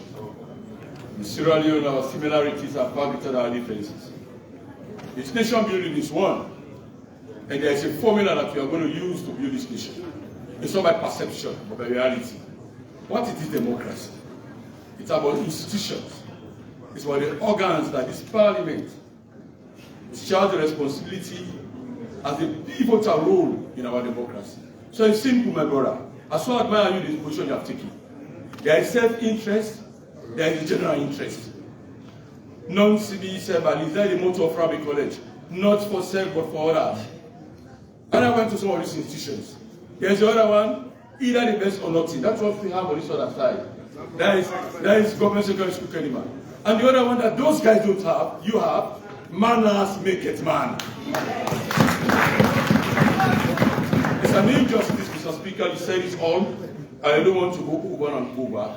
But democracy is also about people, it's about the way you behave. But it's the general good, the good of everybody. So this is the formula we should use. If we want to have a progressive nation, it's going to be, democracy is about people. The definition is all about people, democracy, people, about people. If you think democracy is about people, you should represent your people. It doesn't talk about political parties. It's people. So I admire the bravery, the show of force in the political drive as a Democrat. You had once your political party. So we push in that direction. So it's parliament, cum, the executive, cum, the judiciary. If we use this formula, we all work together to a better nation. Even if you have the parliament, cum, the executive working together, this is not complete. It's not. You have to bring the other organ on board. So these three organs, there must be a synergy between them. So we are just doing our best. But Mr. Speaker, we are not doing anything wrong. On that day when we were about to take our oath, I asked Mr. Clark, based on constitutional provisions, I asked him questions. I said, read this provision. I said, for Mr. Speaker, Section 83 of the Constitution, they don't need to take oath to vote for Mr. Speaker. They don't need to take oath. And you read the provisions. We are not robbers of parliament. In fact, Mr. Speaker, let me salute you for making this part, for making the fifth parliament very progressive parliament. You can cry us down for our welfare. You can say we have too much salaries, but you can praise us for the things we did for a better nation. No, that is the perceptions we have. Maybe the perception. And I stood the floor. I said I will challenge them. I will continue to do so. And I talk about the welfare. Because the first law of nature is self. And that is democracy. If you think about yourself as a good person, and you will do that, you will take the trajectory for those who serve in those offices to behave and also to take care of them. So on behalf of the nominees, I just want to say thank you very much for your contributions towards the nominees. It's a better day for the committee on appointment and public service. It is only a rubber stamp committee. We greet our nominees. We talk to them. It was the interest of a better nation. Mr. Speaker, I heard people say they are going to rubber stamp the nominees. You go and ask them privately. What's happening in the nominee? I am happy you have said it from the other side, that we greet them. Yesterday we were here up to 10 o'clock in the morning, in the night. We were here up to 10 in the night. So, a perception about how they feel. We satisfy our conscience and God. When we are at the committee levels, we talk about SLRA. It's not a political party. We ask questions that has to do to our people. These nominees, they are qualified on paper. The other qualification has to do with their practical works. How do you relate your resume with that of the people? How do you relate to Parliament? But Mr. Speaker, let them do a survey. Do survey for first cabinet ministers that have come out from the office of the President. The list that came out from the office of the President, very clear. Those who interacted extensively with Parliament, most of them are in this executive, in the 6th Parliament. We have done the survey and they are here. You see the Minister of Finance, you see the Minister of Energy, they are here. They faced us. And I asked a question to the proposed Minister of the Chief Minister. I said, you're the other question. You're the Minister who posed questions to. Mr. Speaker, let me bring you to speed. SO19, questions to ministers. Yesterday when I was doing my address to the nominees, I said, let us read SO19. Question time, that's question to minister. It's not in our imagination to intimidate, to humiliate, or try to embarrass any appointee. In fact, it's the best interest for us to protect them. That is our job. But we cannot compromise the laws, the regulations of Parliament. So I reminded them, Mr. Speaker, of the provision we have in the standing orders about question time. So I came down to the Chief Minister the first day we started the nomination. And the Chief Minister came about education, a flagship program. And he said, we have questions for your question time. And it turned out to be a press conference for those who don't know much. But it turned out to be an educative moment for those who are at the gallery. But for us, on this other side, we are pleased because he was able to discharge his responsibility as a minister. So when we call you for question time, it's for you to come and express yourself to members. Use a platform to sell your programs to Parliament and beyond. So, Mr. Speaker, it was not a happy moment for the nominees, but I'm happy we did a very good job. Today you have praised them. We have exonerated us. That indeed we are doing a very good job. And in fact, we tried to talk about corruption. Where you are going to read a text. Try to see what best we can do about fighting corruption. Well, we cannot allow perception to come set in reality. No. So we talk to you about corruption. And the asset declaration form, we refer some of them to do corrections. And if you don't do correction, I cannot present you to the plenary for any approval. But let me tell you, thereafter, these ladies and gentlemen you are seeing here, Mr. Speaker, they came to the class office to do the corrections. That is how you should behave like a sierraleone. Mr. Speaker, I also reminded them, there is this notion in the 5th Parliament, we experience it and we don't want it to happen. We said it's a new business, a new dawn in the history or the annals of this country. I refer them to section 62 of the 1991 Constitution, Act number 6. You have the minister, you have the supervisory role. You work in tandem with the permanent secretary. You use the Constitution. It's a non-norm. There is no way you can allow an MDA, a department under a ministry, try to pose as if that MDA is in charge of the ministry. Come to Parliament and we can solve that problem. Constitution, we are an act. It's invaders with the Constitution. The Constitution takes precedence. because it's enshrined in the Constitution, Section 171, subsection 15. It's very clear. So we also read that one to them. So, Mr. Speaker, we are giving them enough ammunition to take care of their ministries. So to ensure that they are on track, to ensure that they do the business of the day, with fear, without favor, that I fear Lord, you take oath, so discharge your duty. So I salute you all. I know you are going to be approved, because the sentiment they have expressed about you today, I'm so happy. But let me do just some quick correction before I take my seat. I listened to you carefully, and he said it all. But sometimes you have to do what we call regional comparative analysis. We're talking about what you are doing in Sierra Leone. We have the cheapest tariff in the sub-region. What is difficult for us, and the minister did say, we are having problems with the gadgets, the equipment for the mini-grids. They are a bit expensive. So perhaps what the Minister of Finance has to put into context, has to justify, though we are the cheap in the sub-region, we have to check the GDP compared to those in the sub-region. How do we stand? But that's also due to a whole lot of economic analysis. But what we politicians are interested in is just comparing the figures. The sub-region, we are the cheapest. But for many grids, they are challenging because of the equipment. So take note of what you have said. And Mr. Minister, I'm telling you, he's one of the best ministers to face Parliament. And those who are coming in, make Parliament your friend. Make Parliament your friend. There are going to be oversight responsibilities.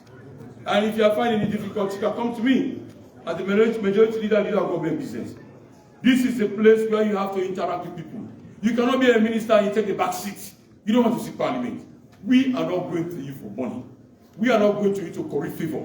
We are just trying for you to have a connection between Parliament and the President. The President is a member of Parliament. He is a member of Parliament constitutional provision. So if you are coming to us, directly or indirectly, you interact with the President.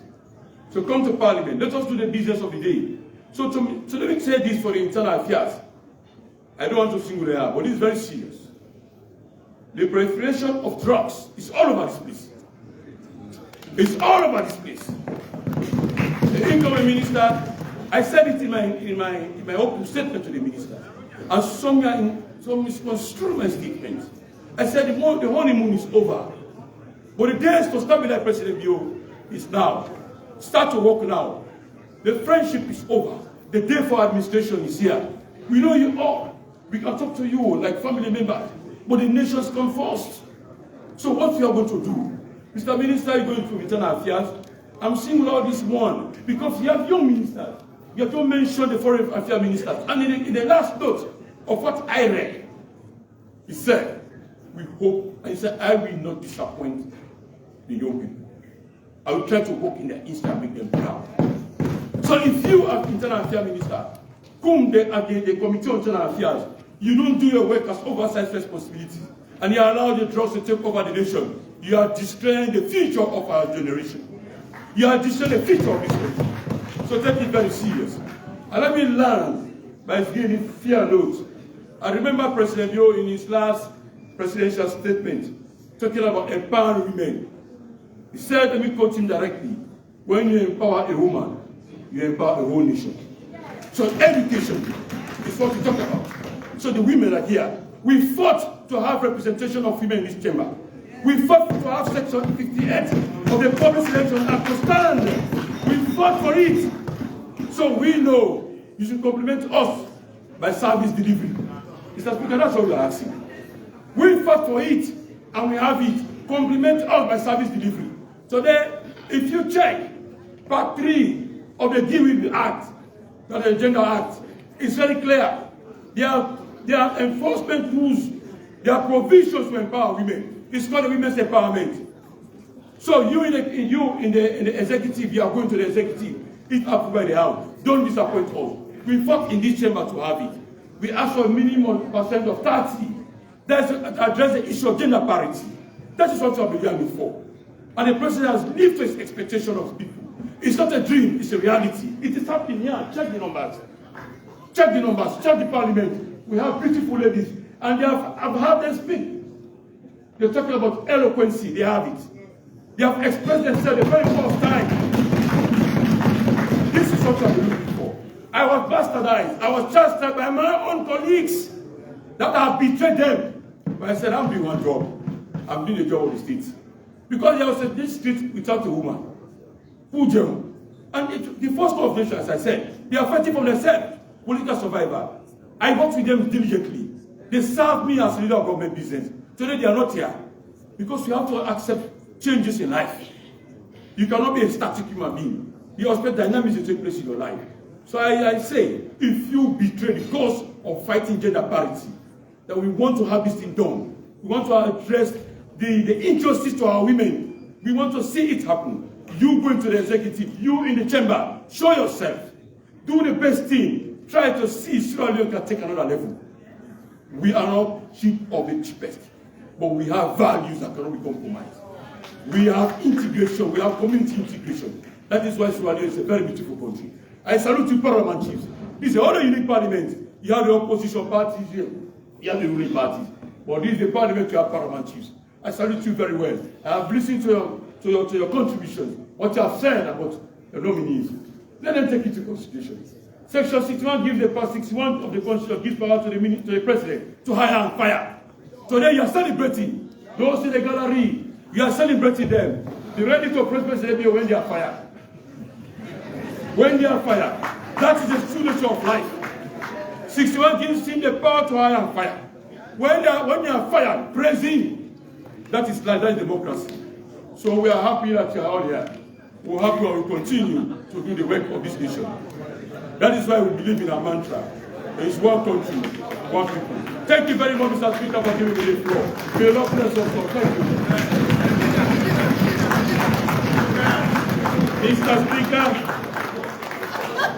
Mr. Speaker, be it resolved. I move that the first report of the first session of the 6th Parliament of the Committee on Appointment and Public Service be adopted by the House and the recommendations contained therein be approved. I thank the leader of government business. Honorable members,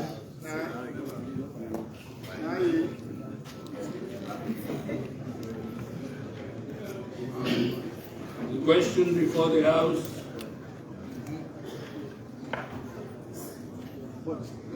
is that the first report of the first session of the 6th Parliament of the Committee on Appointments and the Public Service be adopted by the House and that the recommendations contained therein be approved. All in favor of the motion, say aye. Aye. All against, say nay. The ayes have it.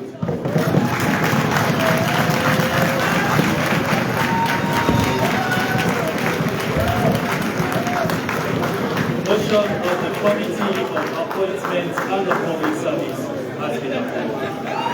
Honorable members, having said that, order, please take your seats.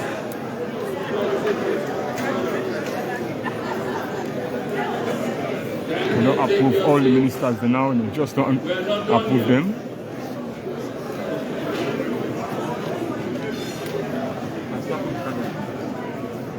Before I say the last word, let me recognize Paramount Chief Russell of Lower Banda, Chiefdom Mayamba District. I hope he is here with us. You are welcome. Honorable members, it is now my privilege and honor to have the last say and to lend my own voice to the chorus of congratulations right across the world, extended to the first batch of ministers that have come before Parliament to approve. I join the House in congratulating all of you. It's quite clear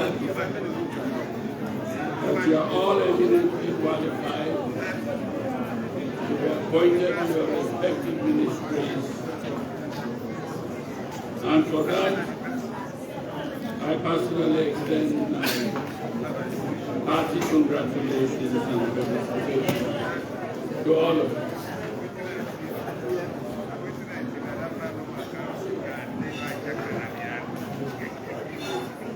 Having said that, let me remind you that your appointment has been based on the assessment of the information that you personally, each one of you, have provided to His Excellency the President about your qualifications, about your status, etc., etc. One thing that you must always bear in mind as you serve in the executive is that you are duty-bound never to compromise the laws of this country. You've been appointed under the laws of Sierra Leone, and you are not above the laws of Sierra Leone. And it is your duty never to compromise the laws of this country, and above all, the highest law of the land, the Constitution. In the event that you are in any doubt about that, I implore you to come quietly and discuss that matter either with me or with the clerk of Parliament. For the law must be obeyed, must be upheld, the Constitution must be defended and upheld at all times by every member of Parliament and by every Minister of the Executive. This is a government under the law, not a government above the law. That's the message I leave with you. That's the message I ask you to go away with and be guided by at all times. You are servants of the people. You serve the people, not the other way around. So you go with our blessings, you go with our commendations. We know you will do well. Members of this House will be knocking on the doors of your ministries to do oversight work because they are required to do so by the Constitution. And I implore you, I urge you to receive them well, treat with them well, and all will be well, not only for you, for yourselves, but for our nation, our beloved Sierra. I wish you well and good luck.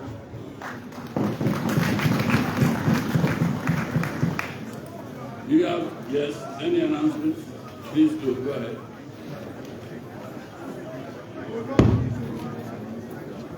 Members are informed that the processing of diplomatic passports has commenced. Kindly contact the head of the traveling desk or members service team MST unit for further information. Be further reminded that the Clerk of Parliament will sign all documents pertaining to the issuance of diplomatic passports. Also, all female members of Parliament are kindly requested to meet immediately after sittings at the new admin building. Signed, New Administrative Building. Thank you. With that, honorable members, the House stands adjourned to Thursday, the 27th of July at 10 a.m. prompt.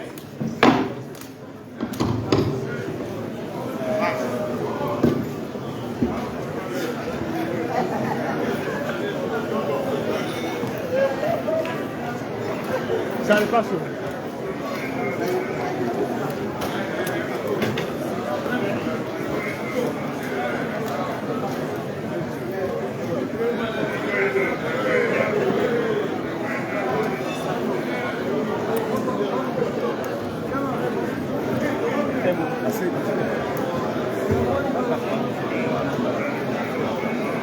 Come on now.